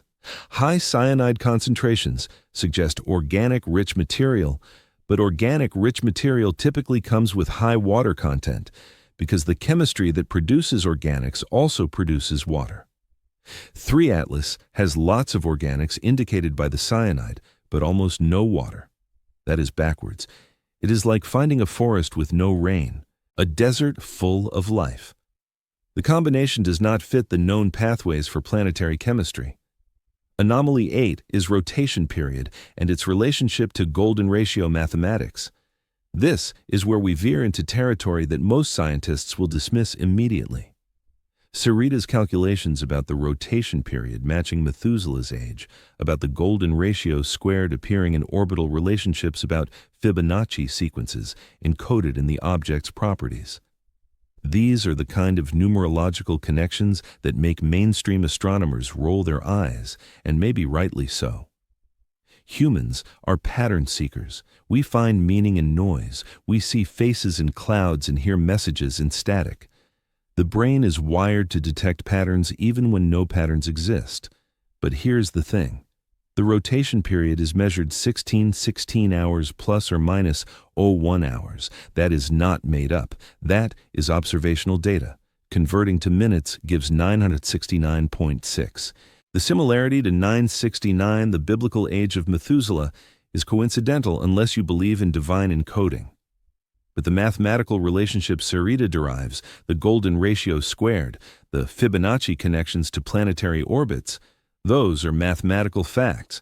If his arithmetic is correct, you can check the calculations. You can verify whether dividing 969.6 by Earth's sidereal period gives a result close to the golden ratio squared. If it does, that is a measurable relationship, not speculation. Does this relationship mean anything? Almost certainly not. The universe is full of numbers. If you look hard enough, you'll find golden ratios and Fibonacci sequences everywhere because those patterns are common in natural systems. Finding them in 3 Atlas proves nothing about intent or design. It is like finding the number p in random data. If you look at enough random numbers, pi will appear eventually, but the appearance does not mean the data encodes pi deliberately. Still, Sarita's observations about the Fibonacci pulses on October 13th, if genuine, are harder to dismiss. A repeating pattern of 58113 is specific. It is not just finding a ratio that happens to match some mathematical constant. It is observing discrete events in a sequence that matches a well-known series. If that observation is real, if it can be verified, it demands explanation. If it cannot be verified, if no other observatory saw these pulses, then it is likely instrumental error or misinterpretation. But Sarita claims the data exists. Until someone checks independently, we cannot rule it out entirely. These 8 anomalies taken together form the basis for LOE's Rank 4 assessment. Each anomaly individually might be explainable, unusual, rare, requiring specific conditions, but not impossible. The trajectory alignment. Okay, low probability, but not zero. The sun would jet. Weird geometry and composition, but natural mechanisms exist. The nickel without iron. Puzzling, but maybe some unknown chemistry. The massive size, statistically unlikely, but large objects do get ejected occasionally. The negative polarization unprecedented, but scattering is complex. The water depletion extreme, but radiation processing could do this over time. The cyanoid ratio is off the charts, but organic chemistry is complicated. The rotation period coincidence is numerology unless proven otherwise. Each anomaly gets a pass if you're generous with your assumptions. But all 8 together, that is a lot of generosity. That is a lot of assuming that multiple low probability features just happen to occur in the same object by chance. At some point, the stack of coincidences becomes heavy enough that you have to ask whether you are explaining the data or explaining it away. Whether you are doing science or doing apologetics for a predetermined conclusion, Loeb is careful to say he does not know what 3 Atlas is. He's not claiming it is a spacecraft. He's not claiming aliens. He's saying the data is anomalous enough to warrant serious investigation without dismissing unconventional possibilities out of hand. A rank 4 means this object could be natural with unusual characteristics, or it could be something else. The data does not force a conclusion either way. It sits in the ambiguous middle. Strange enough to be interesting, not strange enough to be definitive. The comparison to Oumuamua is instructive. Oumuamua also had anomalies. Elongated shape, unusual light curve, non-gravitational acceleration that was hard to explain. Lowe argued it might be a light sail, a thin sheet accelerated by solar radiation pressure. Most astronomers argued it was a comet with unusual outgassing. The debate raged for years. Eventually, more detailed modeling showed that outgassing from specific vent configurations could explain the acceleration without visible coma. The natural explanation won, though some still argue the case is not closed. 3 Atlas is heading down a similar path. Anomalies documented, natural explanations proposed, debate intensifying. Will it end the same way with a satisfying natural model that explains everything? Maybe. But 3 Atlas has more anomalies than Oumuamua did. The chemical signatures, the mass, the trajectory, the timing, all of it piles on top of the geometric and physical oddities. Explaining 3I Atlas naturally requires more special pleading, more unlikely coincidences, more just-so stories, and that makes the natural explanation less satisfying, even if it remains the most likely answer. November, December, watch the emergence. Early November 2025, 3A Atlas will emerge from behind the sun. After weeks of invisibility, after passing through perihelion unseen, the object will move far enough from the sun's glare that ground-based telescopes can reacquire it. This is when we get our first look at what happened during the hidden period. This is when we find out if anything changed. The first observations will focus on position. Where is 3I Atlas right now compared to where gravity predicts it should be? Orbital mechanics are deterministic. Given an object's position, velocity, and the gravitational forces acting on it, you can calculate its future position with high precision. Before 3I Atlas went behind the sun, we knew its orbit. We measured its position repeatedly over months. Those measurements constrain the trajectory. When the object reappears, we will measure it again. If the new positions match the gravitational predictions, nothing unusual occurred. The object coasted through perihelion, following Newton's laws. No surprises. If the positions do not match, if there's any discrepancy beyond measurement error that indicates a force acted on the object during the hidden period, non-gravitational forces from outgassing can produce this. We discussed earlier that 3i Atlas has shown no detectable non-gravitational acceleration through September, implying enormous mass. But conditions at perihelion are different. The object is much closer to the sun. Solar heating is more intense. Outgassing should peak. Even a massive object might show detectable acceleration if the outgassing is strong enough and asymmetric enough. So finding a trajectory change in November would not immediately prove anything artificial. It would just tell us that forces beyond gravity are at play. But the nature of the trajectory change would matter. If 3 Atlas has drifted slightly off course in a random direction that looks like outgassing, comets vent from multiple locations. The thrust vector changes as the nucleus rotates. The net result is a small, somewhat unpredictable acceleration that averages out over time. If the object has shifted in a specific direction, if the new trajectory points toward a particular target, that looks different. That looks like a course correction.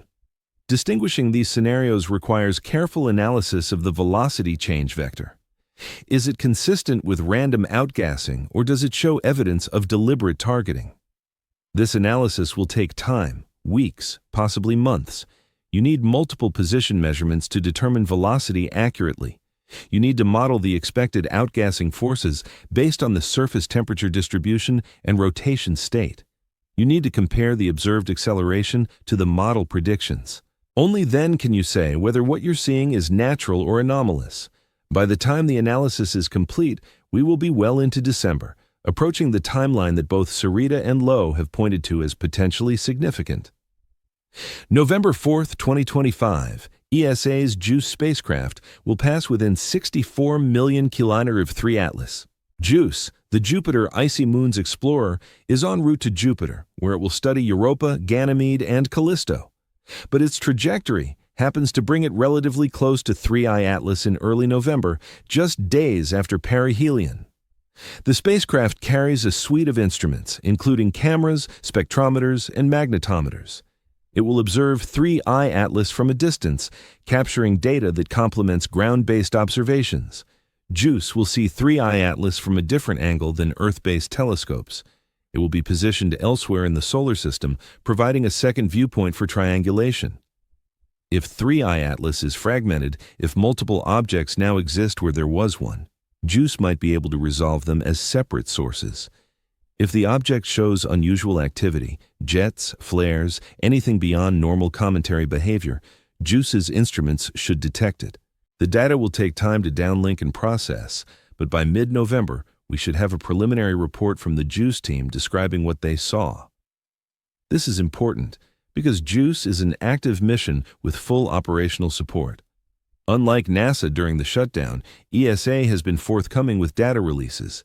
If JUICE observes something truly anomalous, we will likely hear about it relatively quickly. And if JUICE sees nothing unusual, if 3 Atlas appears to be behaving like a normal comet from the spacecraft's perspective, that would be reassuring. Not conclusive, but reassuring. December 19th, 2025.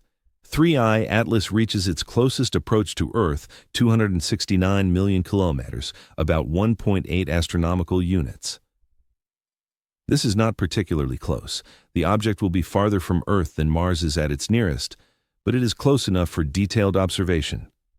Large ground-based telescopes, space telescopes, amateur astronomers with good equipment, all will be able to track the object. The viewing geometry will be favorable. 3 Atlas will be well placed in the sky, visible for extended periods, allowing multiple observations per night. This is when we should see the object at its best. If the nucleus is large, if it reflects enough light, we might get size estimates from photometry alone. If it is still outgassing, spectroscopy will reveal the composition of the plume. If it is fragmented, we will see multiple objects spread along the orbit. If it has released anything, mini probes, debris, whatever, those objects will have had 2 months to separate from the main body. By December, they should be far enough apart to resolve individually if they're bright enough and if anyone is looking carefully. Sarita's timeline points to December the 25th, Christmas Day. He claims this is when 3i Atlas will reach the Great Pyramid angle relative to Earth. The geometry is calculable if you know the positions of 3i Atlas and Earth on December 25th. You can compute the angle between them as seen from a reference point. Whether that angle matches the slope of the Great Pyramid is a matter of arithmetic. Sarita could be right or wrong, but the claim is testable. On December 25th, someone with orbital calculation tools can check. If the angle matches, that is an interesting coincidence. If it does not match, Sarita's prediction fails, and the entire Fibonacci message interpretation becomes less credible. But even if the pyramid angle prediction is wrong, the date remains significant because of the Orth maneuver timeline. Objects released from 3i Atlas at perihelion. October 29th would take roughly 60 days to reach Earth if given an initial velocity of 30 to 40 km/s. 60 days from October 29th is late December. Christmas Day falls well within that arrival window. So even without Sarita's esoteric geometry, December 25th is a date worth watching simply because the physics puts it in the arrival corridor for any hypothetical probes. What would we see if probes arrived? That depends on their size and activity. If they are small, meter-scale objects and inactive, we would not see them until they were very close, maybe inside the moon's orbit. Detecting dark objects at interplanetary distances is hard. They reflect almost no light. They blend into the background. Only if they are actively emitting, radiating heat, transmitting signals, firing engines, would they show up at long range. If they are larger, tens of meters, they might be detectable by reflected sunlight once they get within a few million kilometers of Earth. Our asteroid detection systems would have a chance of spotting them. But here is the uncomfortable part. If something is approaching Earth deliberately, if it has trajectory control, it could maneuver to avoid detection. It could adjust its path to stay in the sun's glare, backlit and invisible. It could time its approach to coincide with a new moon when the sky is darkest and optical surveys are least effective. It could use a minimum energy trajectory that keeps velocity low until the final approach, making it harder to distinguish from natural debris. If something wanted to reach Earth undetected, it could probably do so with modest technology. Our detection grid is not that good. We miss asteroids all the time. We would miss a probe if it tried to stay hidden. This is not paranoia. This is just acknowledging the limitations of our observational infrastructure. We do not have comprehensive space situational awareness. We do not track every object in cislunar space. We focus on known threats, cataloged satellites, large debris. Small, uncatalogued objects slip through. Something arriving from deep space on an unusual trajectory without prior warning would be hard to track until it was very close. And very close at interplanetary speeds gives very little reaction time. If nothing arrives by early January, if December passes without incident, the probe hypothesis dies. It becomes clear that 3 Atlas was just a comet, however unusual, and all the speculation was unfounded. Life goes on. Science adjusts its models slightly to accommodate the odd chemical signatures and moves forward. The narrative shifts to lessons learned about not jumping to conclusions about the importance of patience and rigor, about how even smart people can get caught up in patterns that are not real. But if something does arrive, if anything appears in SIS Luna space between late December and early January that was not there before, that cannot be explained as natural debris or known spacecraft, then everything changes. The questions escalate instantly. What is it? Where did it come from? What does it want? Is it communicating? Is it hostile? And is it just observing? Every space agency, every government, every military would mobilize. The detection would be classified immediately, analyzed in secure facilities, briefed to heads of state before any public announcement. And by the time the public learned anything, decisions would already be made. This is the scenario that hangs over the next few months. Low probability, high impact. Almost certainly nothing will happen. Almost certainly 3 Atlas is natural. Almost certainly we will look back on this period and laugh at how worked up we got over a weird comet. But almost certainly is not the same as certainly, and the gap between almost and absolute is where the interesting possibilities live. March 16, 2026, 3I Atlas will pass within 54 million kilometers of Jupiter. The Juno spacecraft orbits Jupiter, studying its atmosphere, magnetic field, and radiation environment. Juno's trajectory happens to position it favorably for observing 3I Atlas during this close approach. The spacecraft carries instruments that can detect radio emissions, ultraviolet light, infrared heat, and magnetic fields. If 3 Atlas is emitting anything beyond reflected sunlight, thermal radiation, Juno should detect it. Lowe has recommended that Juno attempt to observe 3 Atlas. He published a paper with Adam Hibbert and Adam Cray outlining the scientific value of such observations. Ripper's Anna in a Luna endorsed the recommendation in a letter to NASA. The idea is to use Juno's unique position near Jupiter to gather data that complements Earth-based observations. Juno sees 3I Atlas from a different angle through different instruments at a time when the object is farther from the Sun and is cooled somewhat. The UV and radio observations are particularly interesting. If 3I Atlas were transmitting signals, if it were using electromagnetic communication, Juno might detect it. Radio waves travel at the speed of light. They're not attenuated much by distance. A transmission from 3 Atlas near Jupiter would reach Juno in minutes. If the spacecraft's radio instrument happens to be listening at the right frequency, it would pick up the signal. This is unlikely. Radio spectrum is vast. Finding a signal without knowing the frequency is like searching for a specific grain of sand on a beach. But if a signal is being transmitted at high power, if it is meant to be noticed, Juno might stumble across it.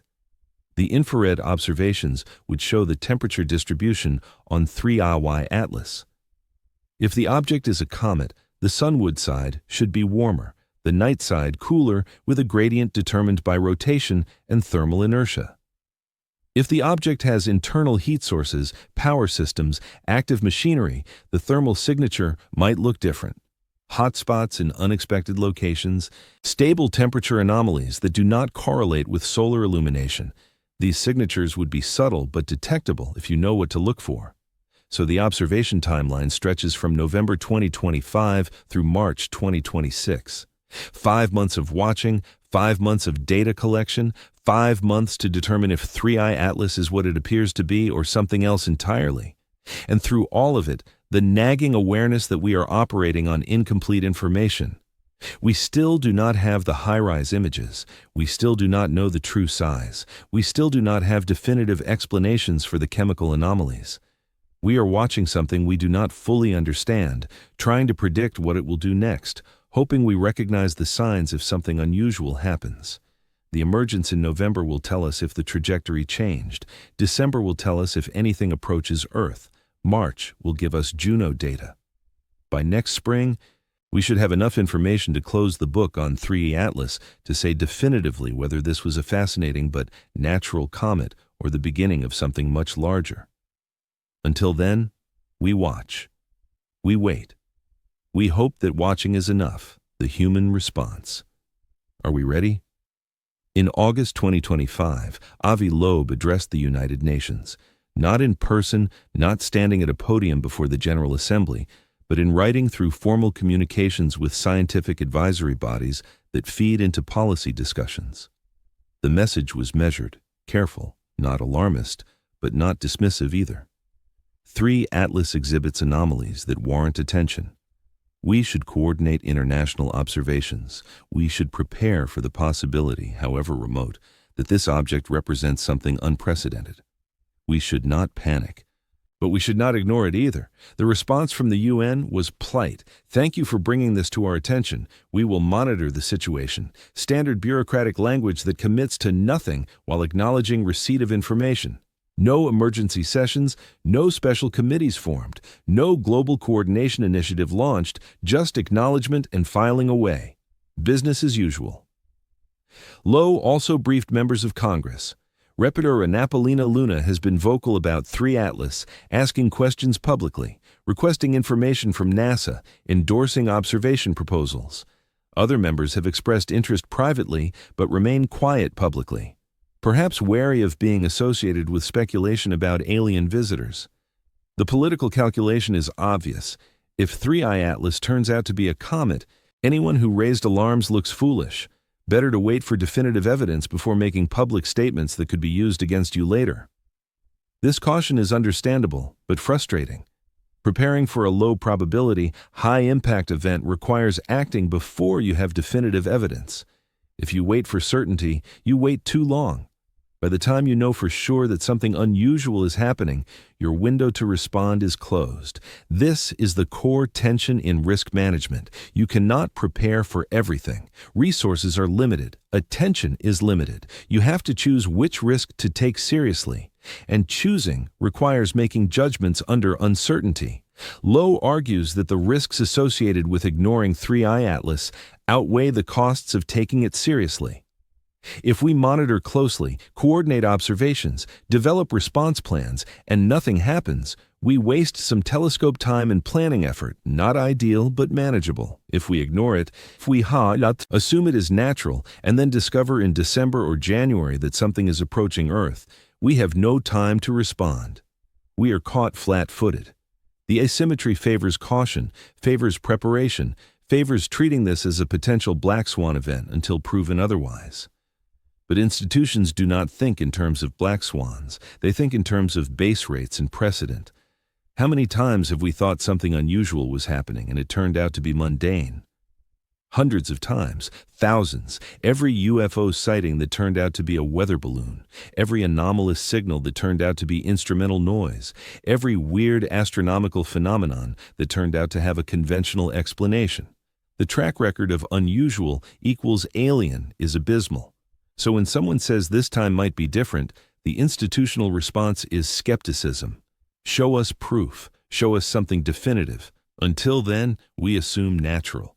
This is rational given the history, but it is also dangerous if applied too rigidly. Black swans by definition are events outside normal experience. They do not fit the pattern. Judging them by past-based rates misses the point.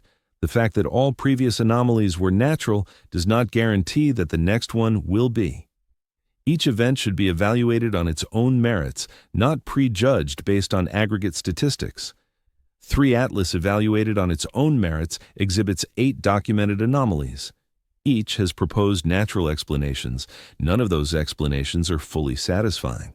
Together, the anomalies paint a picture of something that does not quite fit our understanding. Maybe we expand our understanding. Maybe we're missing some subtle physics or chemistry. Or maybe, just maybe, we're seeing something genuinely new. The question is, how do we respond to that uncertainty? Lowe has proposed several concrete steps. First, maintain continuous observation of 3 Atlas from multiple observatories. Do not let it out of sight once it emerges in November. Track it carefully. Measure everything: position, velocity, brightness, spectrum, polarization, everything. Build a comprehensive dataset that allows detailed analysis. Second, coordinate internationally. Share data in real time. Do not hoard observations behind national or institutional barriers. This is too important for petty competition. If something unusual is happening, everyone needs to know as soon as possible. Establish secure channels for rapid communication between observatories and space agencies. Agree on protocols for what constitutes an alert-level event. Third, prepare contingency plans. What do we do if the trajectory changes in November? What do we do if fragments appear? What do we do if something approaches Earth in December? These questions need answers before the events occur. Gaming out scenarios, identifying decision points, clarifying chains of command. All of this takes time. If you wait until the crisis is underway, you improvise badly.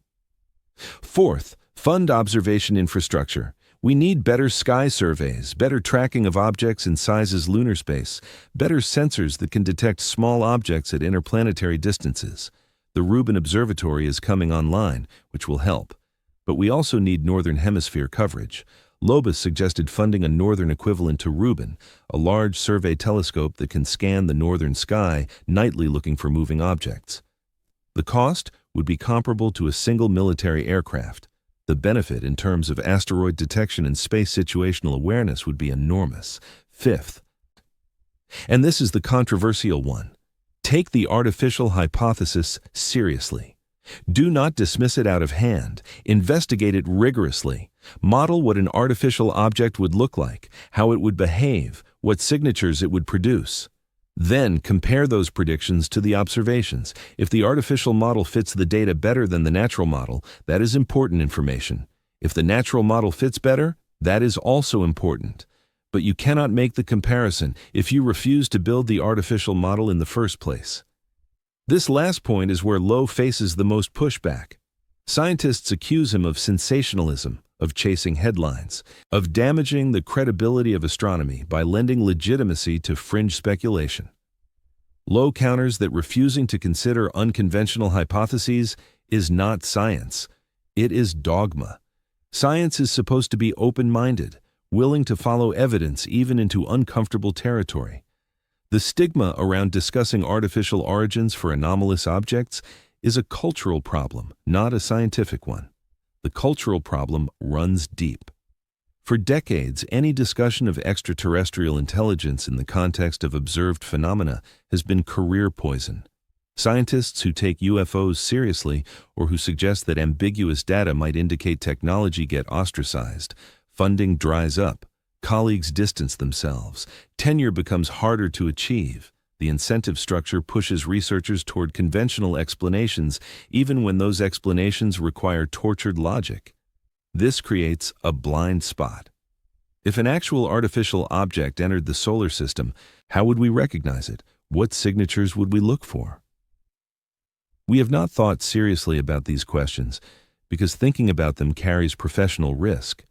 So when something like 3 Atlas appears, we have no framework for evaluating it except by trying to fit it into the natural category. And when it does not fit cleanly, we invent new natural subcategories rather than considering the alternative. Lowe argues this needs to change. We need a scientific framework for evaluating potential technosic natures in observational data. We need researchers working on this without fear of ruining their careers. We need funding for instruments designed to detect artificial objects, not just natural ones. And we need a cultural shift that treats the search for evidence of extraterrestrial technology as legitimate science rather than fringe speculation. The Galileo Project, which Loeb directs, is attempting to do this. The project has deployed observatories that scan the sky for unidentified aerial phenomena, UAPs, using multiple sensors to gather high-quality data. The goal is not to prove aliens exist. The goal is to gather data good enough to distinguish natural phenomena, human technology, and potentially non-human technology. If most UAPs turn out to be drones, balloons, and optical illusions, great. That is useful information. If some turn out to be something else, that is also useful information. The project has limited funding and operates on a shoestring compared to traditional astronomy programs, but it represents a first step toward treating the search for extraterrestrial technology as a legitimate observational science. And if 3 Atlas turns out to be artificial, if the next few months bring evidence that cannot be explained naturally, the Galileo Project and similar efforts will suddenly seem prescient rather than fringe. But what if 3 Atlas is artificial? What if in December or January something approaches Earth that we cannot explain? What then? The scenarios cascade rapidly into uncharted territory. First confirmation. Multiple observatories would need to verify the object's existence and trajectory. You cannot declare first contact based on a single anomalous data point. Independent confirmation is essential. Second, characterization. What is it? How big? What is it made of? Is it transmitting? Is it maneuvering? You gather as much data as possible using every available instrument. Third, classification. Is it a probe, a derelict, a functioning spacecraft, an automated system? These distinctions matter. A probe suggests deliberate exploration, intelligence with intent. A derelict suggests past intelligence, but no current threat. An active spacecraft suggests current intelligence and potential for interaction or conflict. Fourth, communication attempts. Do we try to signal it? Do we attempt contact? Or do we stay quiet and observe? The decision depends on the classification and on philosophical questions about whether revealing our presence is wise. This is where things get complicated. If 3i Atlas is a probe and it is heading for Earth, it already knows we are here. Attempting contact might be pointless or might provoke a response we're not ready for. If it is automated, programmed for a specific mission, it might not respond to our signals.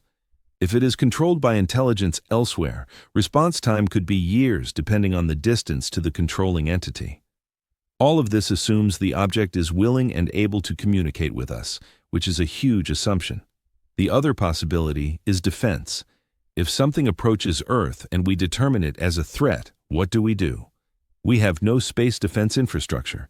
We have some capability to intercept ballistic missiles, but those are moving at a few km/s in predictable trajectories.